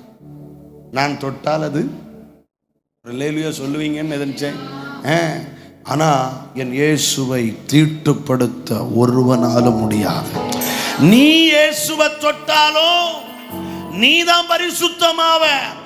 மாறாக அவர் உன்னை தொட்டாலும் நீதான் பரிசுத்தமாவ. எது நடந்தாலும் அவரிடத்திலிருந்து ஒரு தொடுதல் உனக்கு இருக்கும்னா இந்த இரவு சொல்றேன், உனக்கு ஏதோ ஒரு விதத்தில் பரிசுத்தம் உண்டாக போகிறது. ஆமென். பரலோக பலிபீடத்தின் ஆமென் அந்த ஆராதனை ஸ்தலத்தின் பலிபீடத்தில் இருந்து அந்த அக்கினி தழல் வந்து ஏசாயாவின் நாவை தொடுகிறது. அவனுடைய அக்கிரமங்கள் நிவர்த்தி ஆயிற்று. இந்த இரவு சிலருடைய அக்கிரமங்கள் நிவர்த்தியாக போகிறது, சிலருடைய வாழ்க்கை பரிசுத்தமாக போகிறது, சிலருடைய வாழ்க்கை விடுவிக்கப்பட போகிறது. பரிசுத்தம் பரிசுத்தம் பரிசுத்தம் என்று, கர்த்தருக்கு பரிசுத்தம் என்று இந்த இரவு இந்த தேசத்தின் நடுவில் சிலருக்கு கர்த்தர் முத்திரை தரிப்பிக்க போகிறார். அல்லேலூயா. அதனால தான் இயேசு எங்கேயும் ஒளிச்சில்ல, எங்கும் இயேசு வா என்று கூப்பிடுறார். அல்லேலூயா. இயேசுவை தீட்டுப்படுத்த ஒரு வல்லமையும் இல்லை. இயேசு கிட்ட வந்து பார், நீ சுத்தமாவாய். உன்னை சுத்தப்படுத்துவார், உன் நாற்றத்தெல்லாம் கழுவுவார். எனக்கு ஊர்ல தலை நிமிர்ந்து நடக்க முடியல, உன்னை கழுவுவார். ஒரு அல்லேலூயா சொல்லுங்க. ஆமென். ஒரு காலத்துல நானும் ஊர்ல நாற்றம் எடுத்து நடந்தவன் தான். இயேசு என்னை தொட்டார், இயேசு என்னை தொட்டார். அவருடைய அன்பு என்னை தொட்டது. ஒரு சர்ச்சில் இல்ல, ஒரு வெளியரங்கமான ஒரு இடத்துல. ஆமா, ரொம்ப மோசமானவனாக இருந்த என்னை, எனக்கு ஞாபகம் இருக்கு, அந்த மரத்தை இப்பவும் ஒரு வேப்ப மரத்துக்கு கீழே தான் இதே போல ஒரு பிப்ரவரி மாதம், எல்லா பிப்ரவரி மாதமும் அந்த நாளை நான் நினைச்சு கர்த்தருக்கு ஸ்தோத்திரம் செலுத்துவேன். பிப்ரவரி மாதம் 26ஆம் தேதி சாயங்காலம் 5:30 மணிக்கு எனக்கு என் தெய்வம் இயேசு என்னை தேடி வந்தா, என்னோடு பேசினா, என்னை தொட்டா. அந்த ஒரு இரவு என் வாழ்க்கை சுத்தமானதை நான் உணர்ந்தேன்.